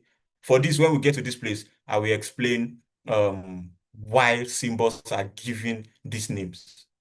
So you know that they are not permanently assigned. A symbol is assigned to a letter based on its function. under a particular standard. So you must learn to know all this. I'm sure you have plenty assignments. If you have useful information, useful documents, post them on the group. Let people read and let all of us learn together. I don't know everything. You can post something new and I'll learn from it too. And I'll be happy I learned from it. So don't always look at anybody. Don't always think somebody will not have that information that you need. And for people that are observant, for every webinar you will see, PLC, in your PLC training, you will see me there. Don't worry, I'll not do assignments with you, but you will see me there. There is something, I know somebody might say something that I've not heard. So that's why you see me, even if I don't want to say anything, you always see me there, attentive. I will always learn one new thing and I'll jot it down and I'll be like, oh, beautifully, it will strengthen my foundation of whatever I know. It will add to the basics. I'll be like, oh, this is why this is. I'll tell you, because of this webinar, I've learned new things. I've learned so many things building on the basics. So don't always think somebody does not have that information that you need. No matter somebody bigger, somebody smaller, just make sure any information that I see that will be useful to you, make good use of it. And I promise you, you will always grow. You don't need to cram everything, but I promise you, when you understand it, for the next time that you're going back to take your book, if you spent 1 hour trying to troubleshoot or learn that thing initially, when you are going back to that book, it comes back immediately. Everything comes back. So in our world, you don't have expo. Nobody's holding you that. Why are you looking at your book? There are some basic things you need to know, but look at your book and stay safe. Practice safe so that electricity is not something funny. Follow standard. Safety first is your priority. Safety is your priority. So I would say we've come to the end of today's session and we'll be taking questions now. So, We'll not take good evening. Okay. Thank you, Mr. Alfred, for the Who beautiful asked you to section. unmute yourself? This boy. You have chance people. Or you ask your question. Hello, Mr. Alfred. It's I'm Lekon listening. dey I'm talk. listening. It's Lekon Oh, that is okay. talking. Oh, sorry. I thought one of them muted No, himself. it's fine. It's fine. So, Okay. I think we Stop can writing on start my taking. screen. Who is this engineer that is? So, we can start taking questions now. So, we'll start from the chat. Oh, you drop your questions in the chat, and after that, we can start having people unmuting their mic and you ask your question. So, because of I'm not time, even we'll not be sure. taking much. I'm Just not few sure I'm seeing questions. any Question, question in Abby. the. Yes, so let me Me. just unmute Olanrewaju. Okay, he's raising his hand, Abby. Yes. Okay, I think I can do that now. So Olanrewaju, you can ask your question. Olanrewaju, don't tell me you raised up your hand and you went to bed. Nice. So somebody's asking, I should repeat the meaning of equal to plus and this thing. Equal to plus and let me show you again so you see it. Are you seeing it? Equal to is telling you the function, plus is telling you the location, and the and sign is telling you the document. So I'm sure you understand now. Open your Eplan if you have installed it. Open one project document. All these basic questions, just write it on any AI. It will give you the answer. If you don't understand, then post it on the group. I will answer again. So let me unmute another person. Larry Andrew is asleep. Bolaji Daniel, you can unmute yourself. Yeah, good evening, sir, Mr. Alfred. Thank you very Good much evening. for the interesting lecture. Now, I have a question as touching now. Fine, for example, I can actually design. You've taught me, I've learned. I can't design as a person, but from the training. So, for example, a client came to me. Oh, I want to design a pet bottle control panel. Is it that they will probably sketch how they want their configuration to be like? Or we want to determine the design, the component, the connection, Where do I learn Okay. that from? How do I Oh, go okay. about that? Okay, so let me give you like an idea of how everything works. There is what we call, there's somebody we call, I'm explaining like in a standard way now. You have like a process engineer.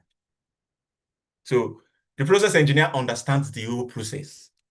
It's telling you that, oh, I want something. Let's say you have a P&ID diagram that's showing you that when this comes here and this comes here and this, let this happen, let this, you understand the process, you know what is supposed to move here, you know what's supposed to, you understand everything. But now, you now need the control panel that will control those things.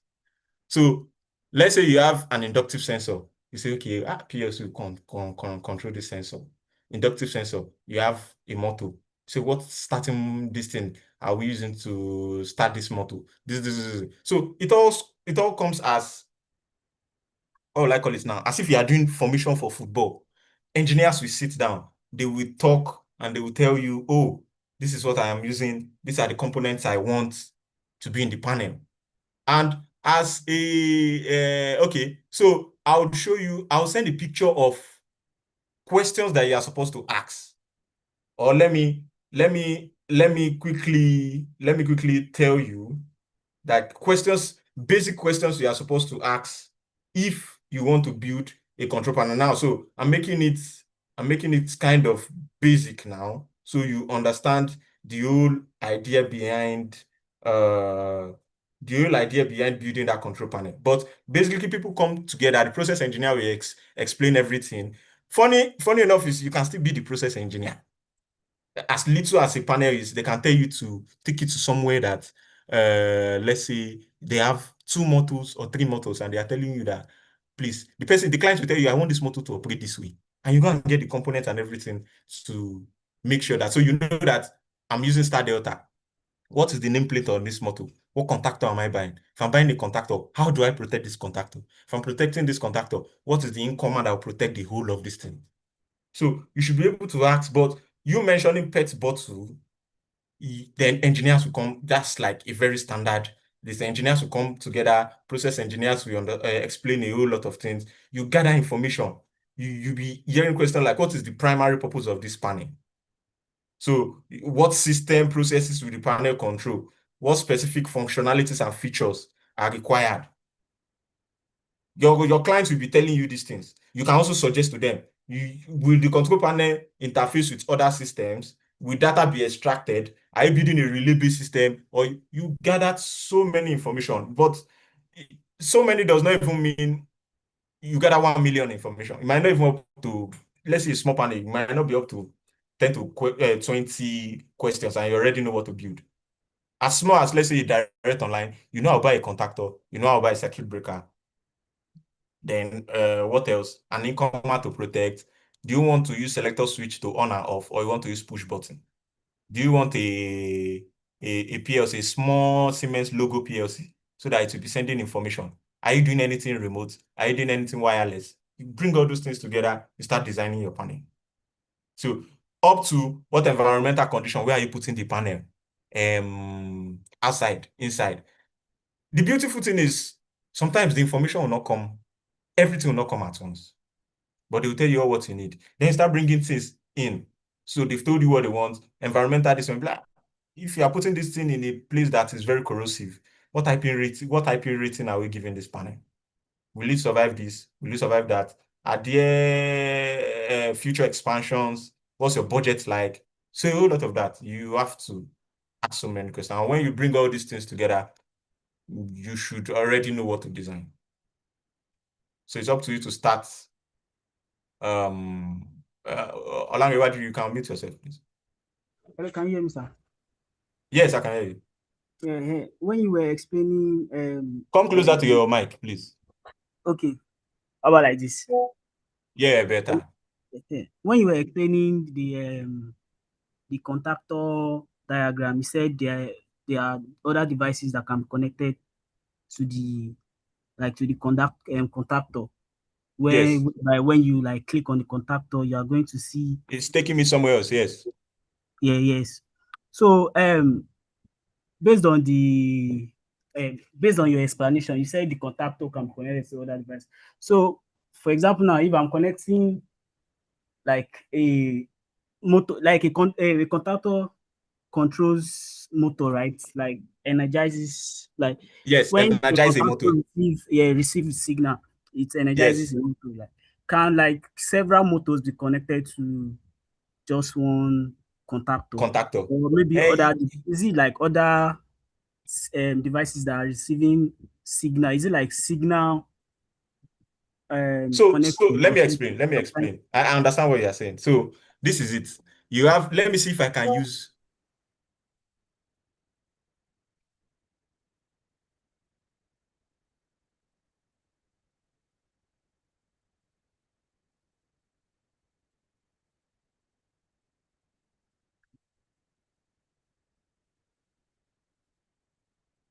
Hello. Yeah, sorry about that. I think the network is bad, so Alfred is not in the meeting again. Oh. So what was the question again? Okay, the question is when he was explaining, he said that from the plan, the diagram, if you click Yes. the contactors symbol, it's Okay. going to like show several other devices that are connected to the contactor.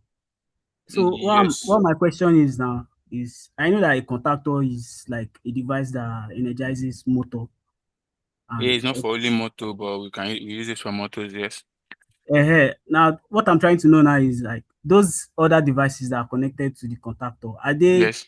like a signaling Okay. I think I get your device? question. So the what is this thing called? Oh, the sequence for the operation of that is if you have a contactor, you must have explained normally close, normally open of contactors to you guys.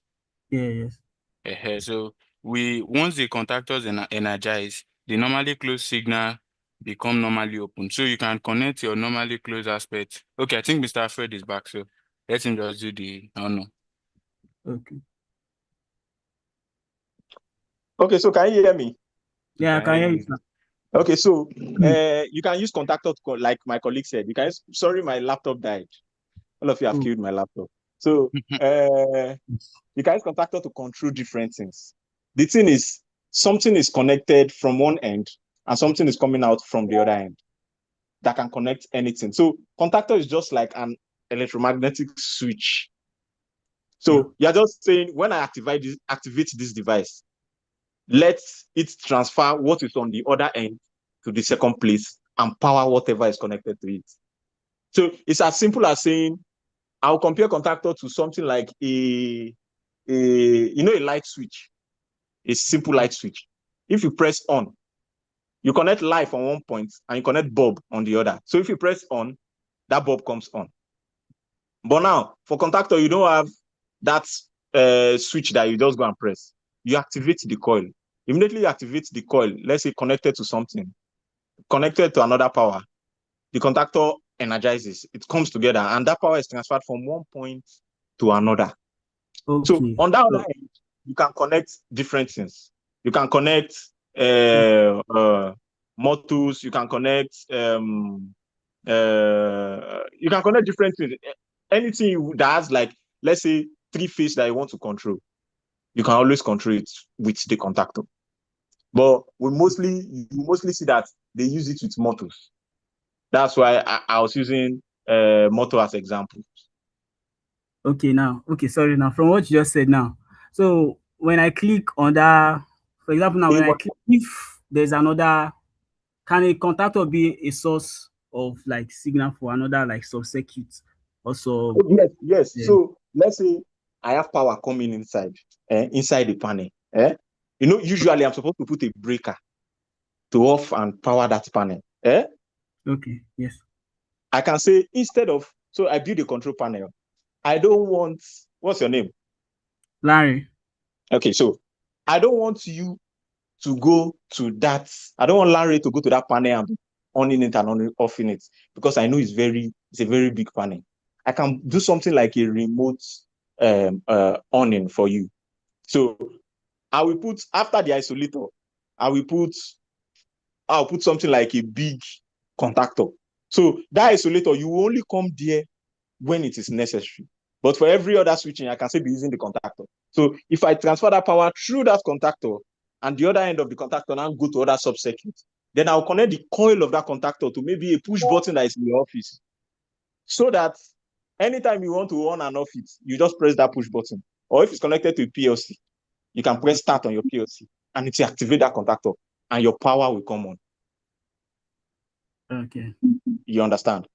Yes, yes, yes. So contactor is not streamlined to motors. It's just mostly used for motors. And that's Okay. where the explanation of how you tag your devices matters. So if you're using it for like what I just explained, power isolation and all of that, you want to tag it Q.